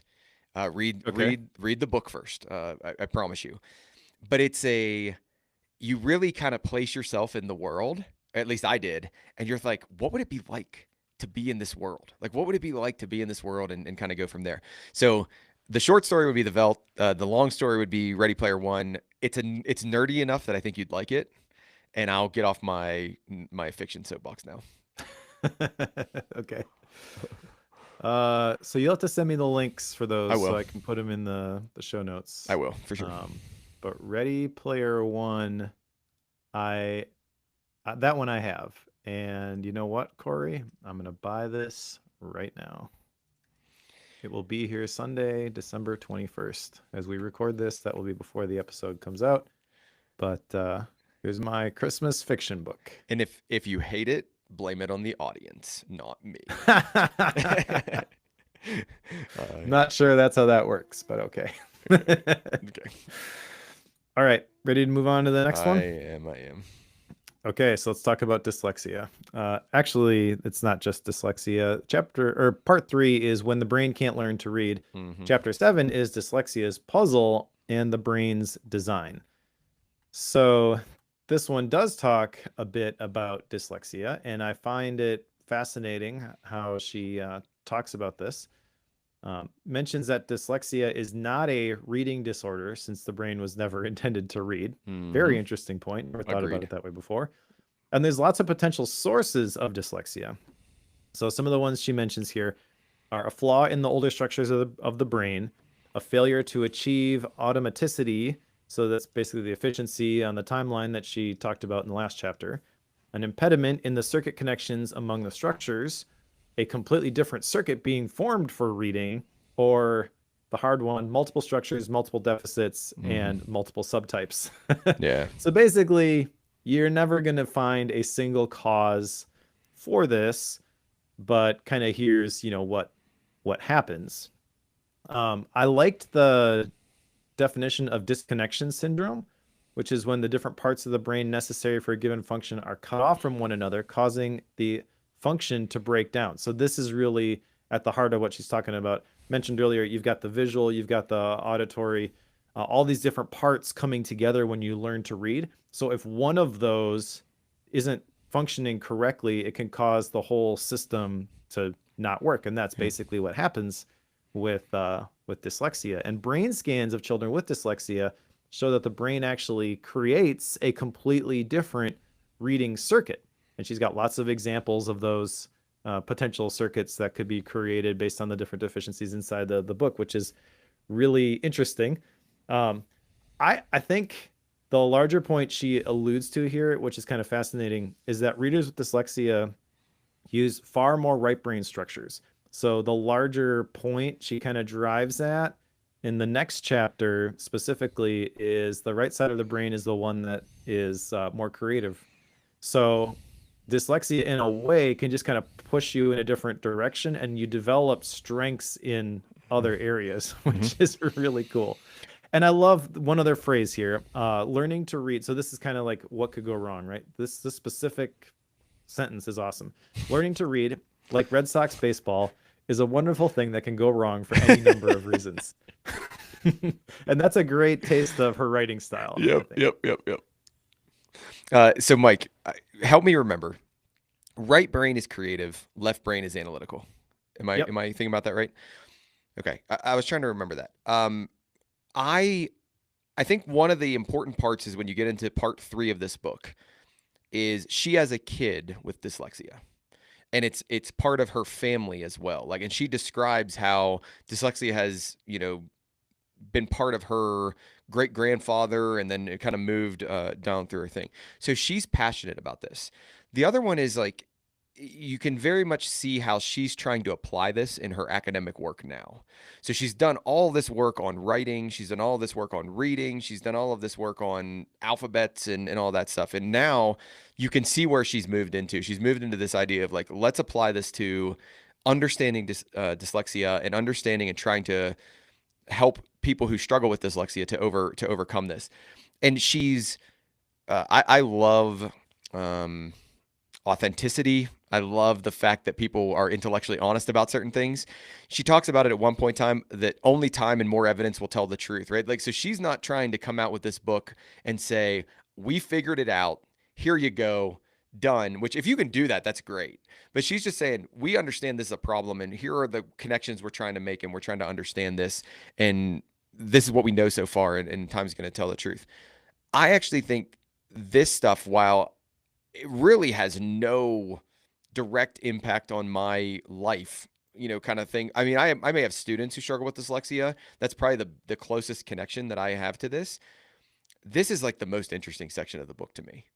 Is like, this is just cool to think about, like, oh, because of all this stuff I told you before, there can be challenges with this, and look what it does. Like, it impacts in this way, and like it challenges in this way, and then here are all the like latent effects on this. And I think the reason why I like this so much is because it makes me think in systems. It's like there's all of these systems, delayed effects and not delayed effects, and all of that stuff that comes through here. So she talks about it in one situation. There's a gap in time, or an asynchrony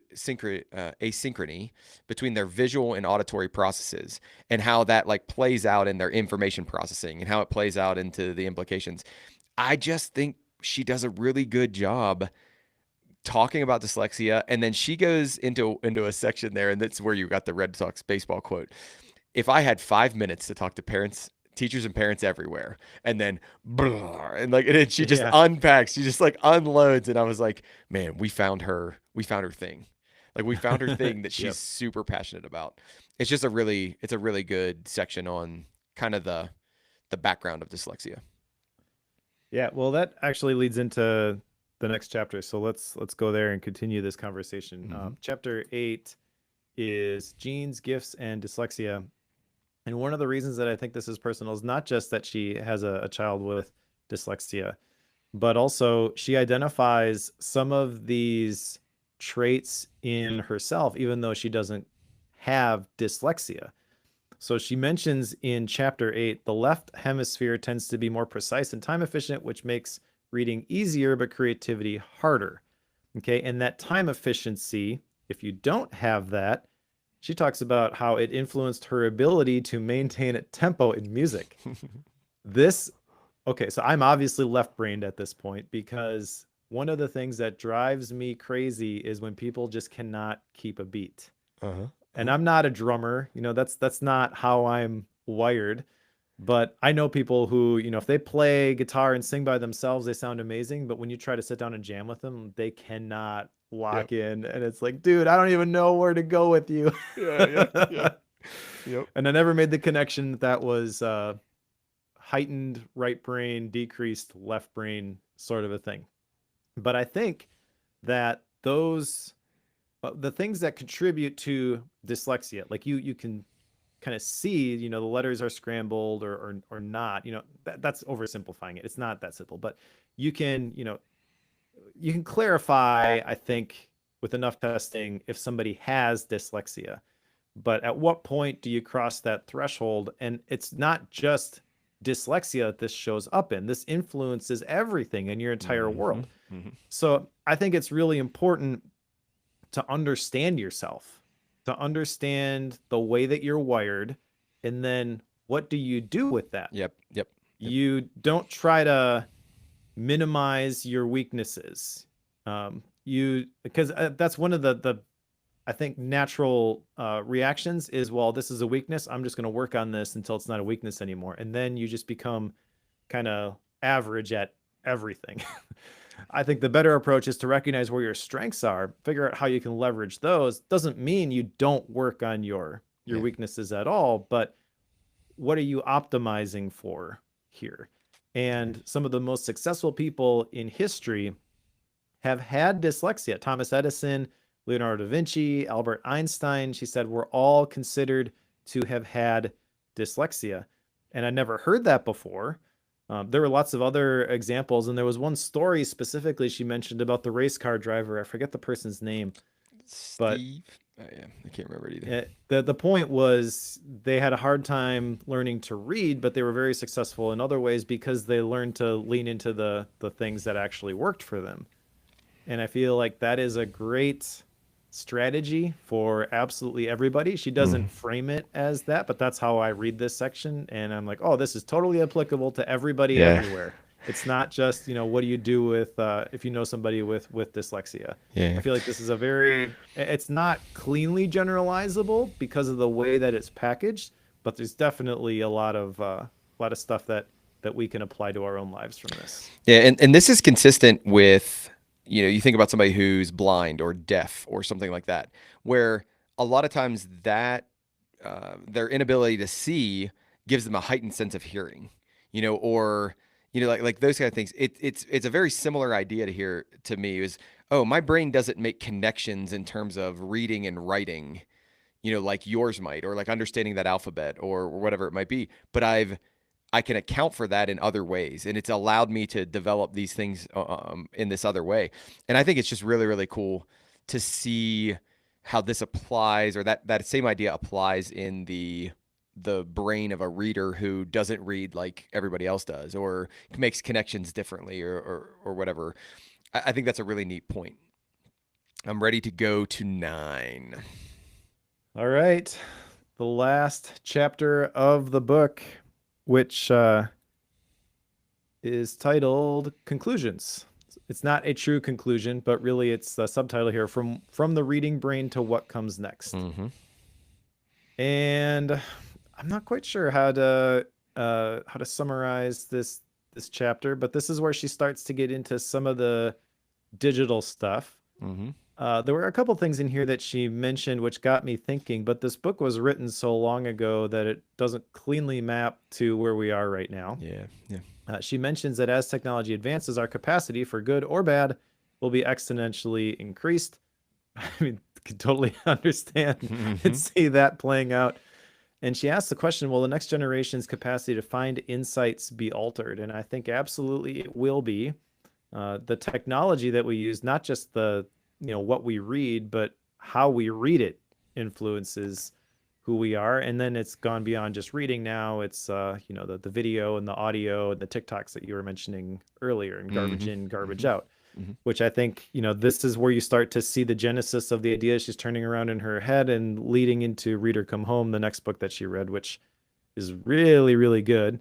I liked how she talks about reading as an example, how the brain can go beyond itself, the neuroplasticity, who knows what we're actually capable of.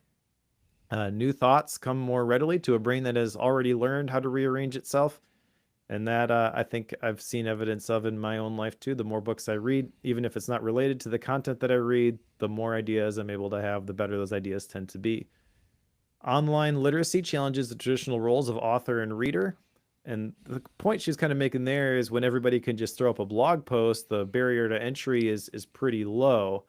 I actually don't think this is all bad, but I get the point that she's talking about here. I would not be a writer if I had to go through a traditional publishing route. I would not be a video producer if I did not have Mm-hmm. YouTube. I would not be a podcaster if tools like Transistor did not exist. Yep. Yep. And I think that's actually a good thing that people can unleash their creativity in those different ways. Yeah. There's a bunch of stuff in here. I guess the other thing here, the internet may cause people to not think for themselves. Yes, absolutely. The digital world makes us used to getting information immediately. Absolutely, we're not patient anymore. And there's a quote here I like. I fear that many of our children are in danger of becoming just what Socrates warned us against, a society of decoders of information whose false sense of knowing distracts them from a deeper development of their intellectual potential. I kind of feel like at this point, what do you do with that? You worry about yourself, not everybody else. Do Okay. the best you can with what Okay. you've got. And then humans today don't need to be binary thinkers. If two choices appear before you, there's usually a third. I love that idea. I hate the whole binary model. This is my Mm-hmm. issue with goals. You either achieve it or you don't. If you can get beyond, there's just these two options. I feel like there's a whole lot of other a whole nother world of possibilities there. Yeah, I'm going to start with your decoders of information and not critical thinkers. And I worry that like they're not even worried about being decoders of information anymore. Like Yeah, they're not even trying to get to that far where they try to understand. And this is where I think media literacy matters so much. So you have that idea. She calls out in like a series of questions earlier. Will unguided information lead to an illusion of knowledge and curtail us from the more difficult, time-consuming, critical thought processes that lead to knowledge itself? And I think this is something we're seeing with AI, right? This is something we're seeing with all these models. We're letting it try to do the difficult, time-consuming process to connect the dots and make these different connections, and we're not exactly. doing Yep. that. And I think that's a worry. Now, I am pro AI when it comes to certain things. So I'll give you an example of this. Mike and I are talking about regex. I don't think you going to AI and saying, hey, here's what I want to do in regex. Help me with the syntax of this. I don't think you're doing yourself a major disservice there, right? Like, I really just don't think you're doing it, because what are you going to do otherwise? You're going to go to a forum, you're going to look up the regex syntax, and you're going to figure it out from there, or you're going to go read a manual, and you're going to, because really what you're looking for is you're looking for the syntax. And if you do that and you keep doing that and you keep doing it, whether it's AI, whether it's the manual, whether it's a forum, whatever it is, you're going to learn how you need to write the regex. It's a very formulaic process. That's very different than me reading your blog posts and Marianne Wolf's blog posts and reading somebody else's blog posts and somebody else's blog posts and then making ideas that thread through that and connect through that. That's a very different thing. When you combine this with the idea that there's a worry, and I can't remember if you and I have talked about this before or not. So if we have, I'm sorry. There's an idea that as these AI tools continue to condense information, they're condensing wrong information, and then they're essentially going to make themselves dumber. That we're not like training them like, hey, what you just spit back there is wrong. The next AI model is then built on the wrong model. And we continue to perpetuate this idea of, or sorry, these wrong ideas or just this stuff that's factually incorrect. And there's a chance that these AI models actually don't give us the right thing a generation or two generations or three generations from now, and they continue to lose trust because they're not giving us the information. And I think this is something that humans can easily identify, like especially if you're an expert in the field or you're knowledgeable about the field, you'll be like, whoa, that's just way wrong. Like Mike doesn't make a show about baking sourdough bread. Like he just doesn't do that. Like, and I know Yeah. that because I follow Mike, right? And he would talk about sourdough bread all the time if he made a show about that. Whereas it gets this wrong information and then perpetuates it down. And I think so. I think even though this book was kind of pre the AI, transition and all that, all of those things, I think there's a lot of stuff in here that's really applicable to right now, and that we can think about these things right now in terms of how they impact us. I like then that she gets into the idea of how do we use this and how do we apply this, right? In the transmission of knowledge, the children and the teachers of the future should not be faced with that choice between the two. Like like you said, it's not this binary. It's we live in this world. How do we make the most of this world? This is what we live in. We don't get to control that. We got to make the most of it. We got to do what's right for this. So, for instance, we shouldn't, like, should we listen to everything with smart speed This is what we talked about in the pro show, right? Should we listen to everything with smart speed and with, silence removed, or should I do everything through a filter of somebody else that's filtering it for me, or should I actually go and really wrestle with the information and really like dig into that thing? And I think that the answer is some stuff. Do the do the smart speed, do the skip Yep. silence, do the summarized version of that. Other stuff, don't. You need to dig into that, and you have to make that choice. And are we teaching people to make that choice? And so I think she ends the book really really well in terms of wrapping it up and tying back into other things. And then she doubles down, triples down, quadruples down. I don't know what it is. This gift of time to think beyond just the text on the page and actually to make those connections and develop those thoughts. I mean, I think she does a really good job, wrapping it up. Yeah, she asked the question in this chapter, how will technology change our neural pathways in the future? So I think the important thing to recognize is that it is changing our neural pathways, Mm-hmm. and then deciding for yourself, is this important or not? If it is important, then don't shortcut. Mm-hmm. Put in the effort and force yourself to make sense of it. Don't just ask AI for the summary and make all these connections for me. And so with the regex thing, if I really wanted to know regex, I should be reading the forums. Correct. I should be figuring it out.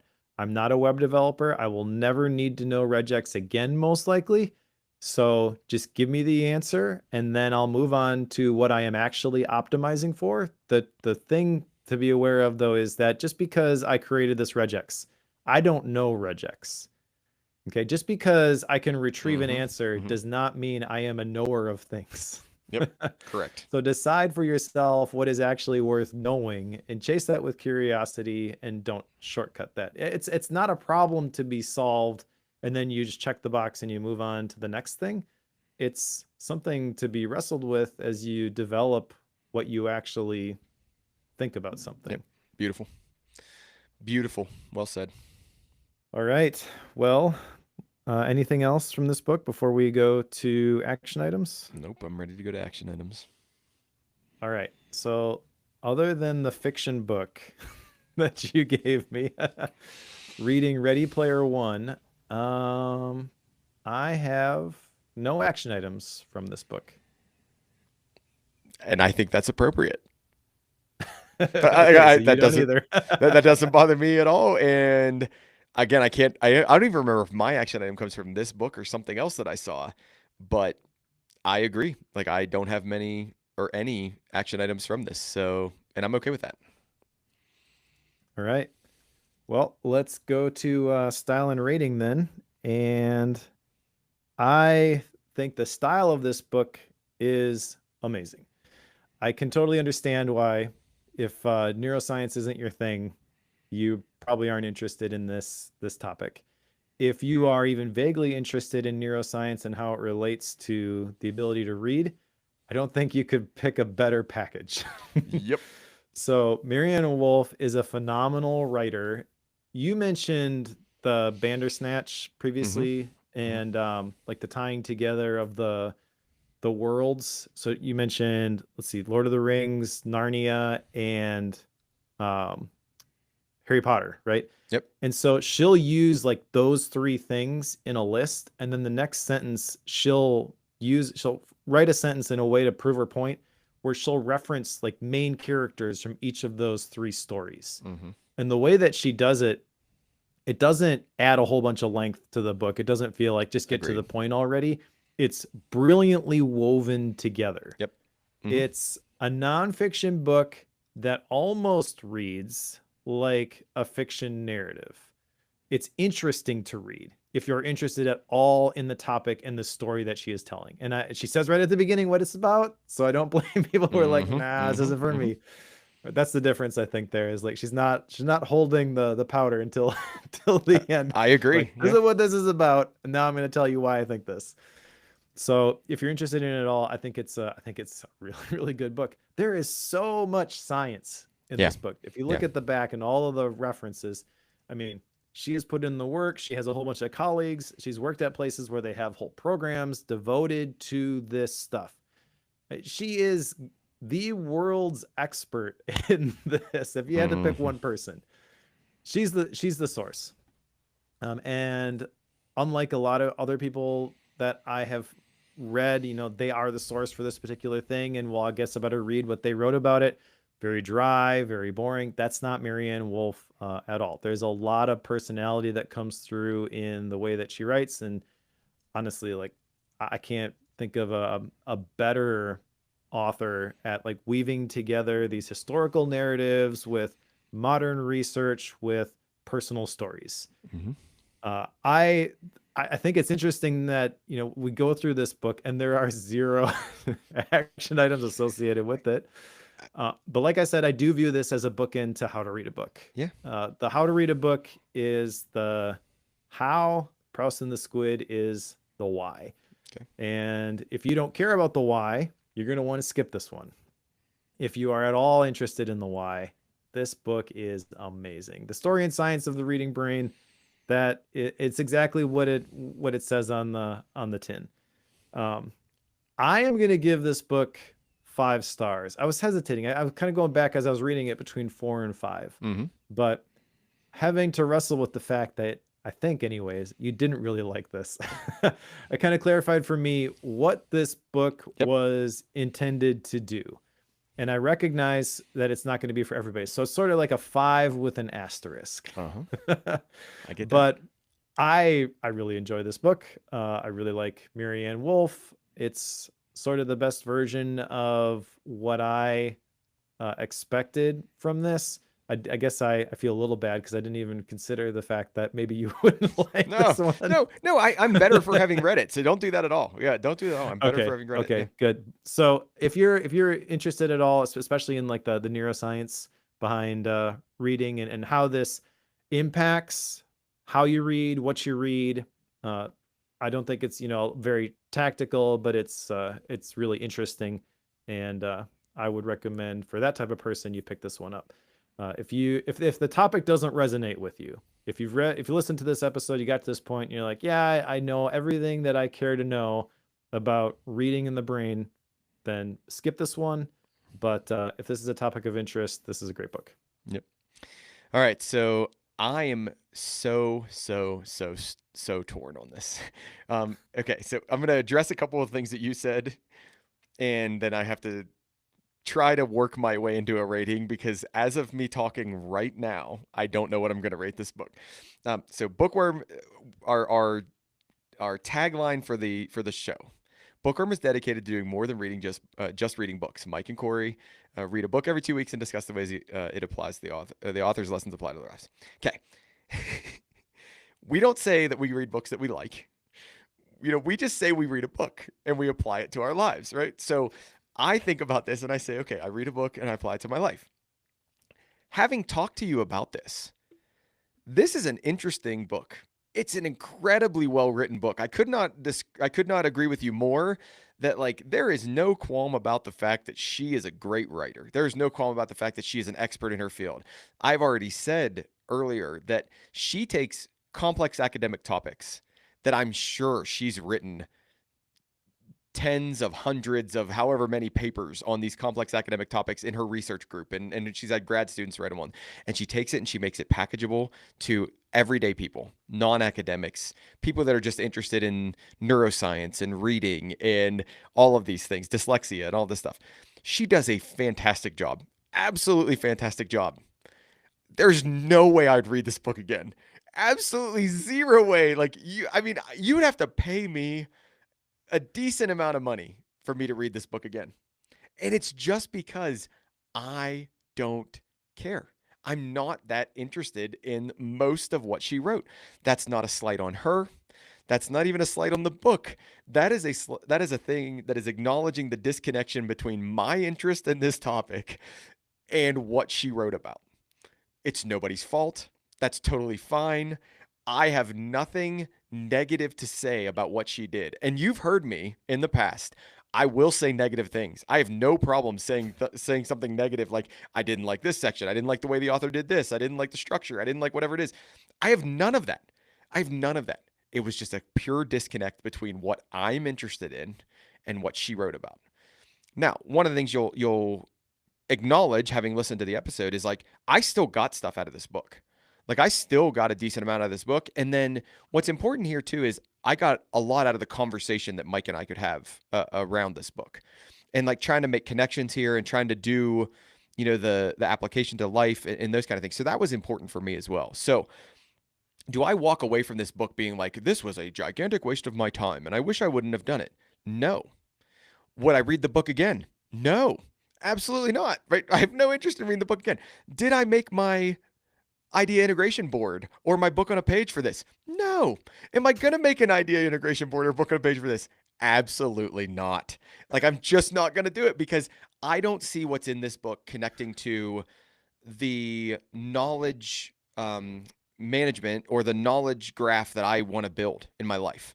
I think there will be a summary page for this that says, this is what this book talks about. It was cool. Read it for Bookworm, kind of a thing, right? But I'm not going to take the time that I would do for other books or that I'm going to do for other books. So this is where I get into a problem. Like, I don't feel that it's fair to give this book a low rating because it was a disconnect with what I'm interested in. I really don't. But if you listen to this episode and then you see that I rate this book like a 4.5, you're going to be like, wait, what? Like, this doesn't make any sense. So I actually started thinking about, should we change the rating system of the show? And I was like, Corey, you can't do that. We're on episode 239. Like, you can't change the rating system. But I was like, there needs to be a rating system that says raw rating for based on Corey, and then rating for the intended audience.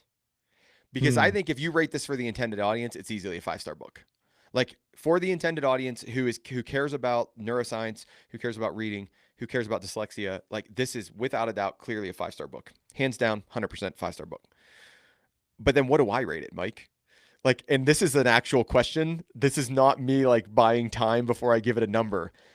Mike, what should I rate this book? Because Okay, so let's clarify the rating. I'm glad you actually mentioned that because I just moved everything over to Transistor and I was thinking through, like, we've stuck to the numbers in the past, but I think the best version of these ratings is if you were to go on Amazon and leave a review, how many stars would you give it? So I actually think in Transistor we should force ourselves to choose 1, 2, 3, 4, or 5 stars, and I'll just put the number of star emoji under the Mike's rating. So this is purely Corey's rating. Okay. So we can, all of the audio, the hour and a half of talking, that's the justification for who it's for. Now go ahead and stamp it with whatever you think this book is in your personal tier list. My problem is I would never do that. Like, I would never stamp it with just 5 stars. I would stamp it with 5 stars, and then the asterisk is for the intended audience. Like, I would have to do it that way. Because if you didn't let me do it that way, I can't stamp it 5 stars. Because then if you ask me about the book, I'm not going to say it's a 5-star book for me personally. So I don't know what to do. I mean, my gut would say, out of respect for what she's done and her, and like, it's a 5-star book. Like, I don't want anybody. It's Corey's rating, and we know that you don't like this, so it can't be a 5-star. Yeah, but like, it's just me. Like, it's not you, it's me, right? Like, this is purely one of those it's not you, it's me thing, to where, like, for me to rate this, like, I mean, it's definitely higher than a 3. I mean, I got to go 4. And like, the only reason it's getting the 1-star knock is because it didn't resonate with me and what I care about. So I'm going to go 4. I don't feel good about it. I'd feel much better about a 5 with an asterisk. And we took way too long for me to tell my rating. So 4. No, I think it's totally fine to say this is a great book for certain types of people and it's not for me, and to rate it lower. In fact, I will probably do that at some point in the near future. Yeah. Yep. Okay. That took too long. All right. No, that's fine. Okay, so let's put Proust and the Squid on the shelf. What is next, Corey? All right. So the next book, I don't know a ton about this book. I looked at it online and thought it sounded cool.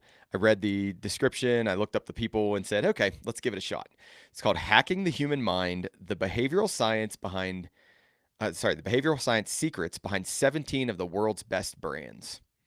I'm just intrigued with, branding and how those things lead to, I don't know, like how they mess with other people's minds, and what we can apply to the things that we're doing in life, Mike, and just how we can take good ideas and keep making them good. So this book is by Richard Shotton and then Michael Aaron Flicker.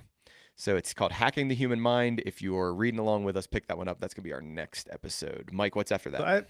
I have a question about Okay. that name, by the way, because Michael Aaron Flicker on the Amazon page, Michael Aaron is all one word, but hmm the first A in Aaron is capitalized like it's a second name. Is that correct? So on the actual cover of the book, Michael Aaron is the name. And it doesn't do, but they use the like an all caps font.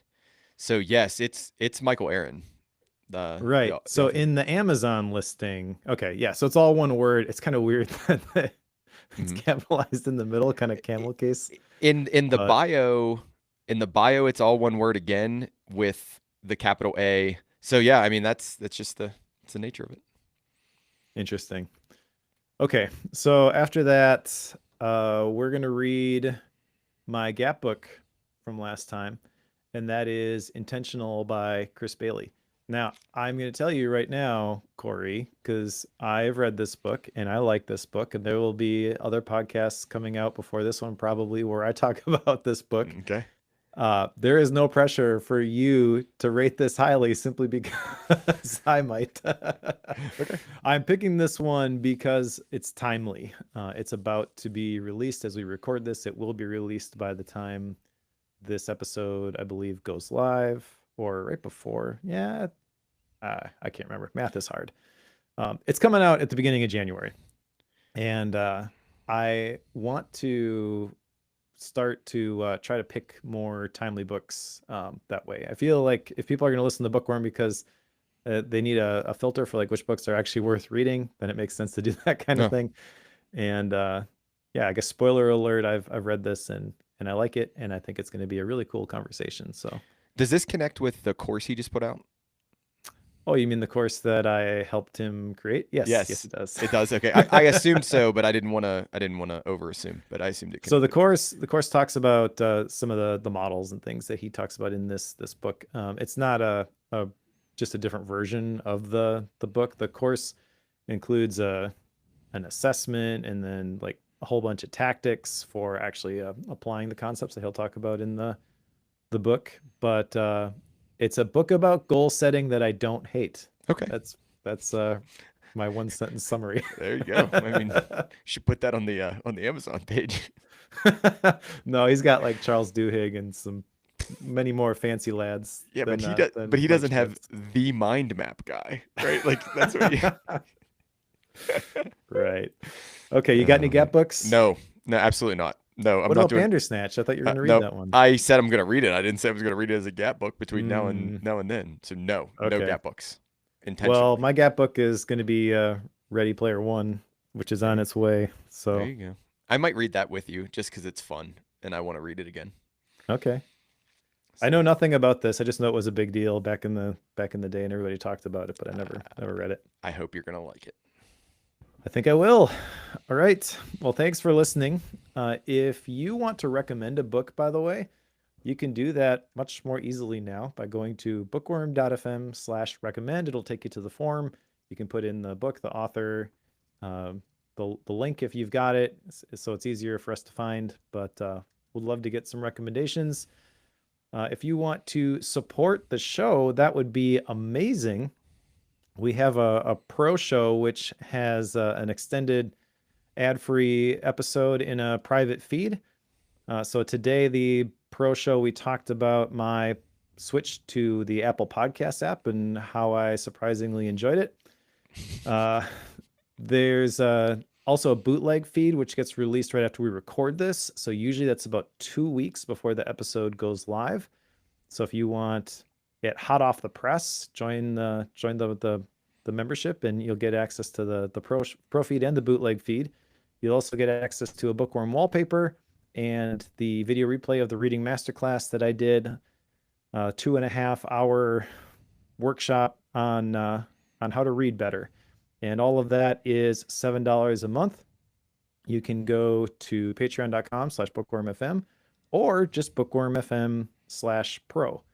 And if you would love to support the show, that is a great way to do it. Thank you to all the pro members who are willing to throw some money our way to help us keep this show going. If you're reading along with us, pick up Hacking the Human Mind, and we look forward to talking to you soon. Alrighty. If you're on the live stream, thanks so much. Thanks so much. Thanks so much. Hope you all have a great day. We're going to stop it now.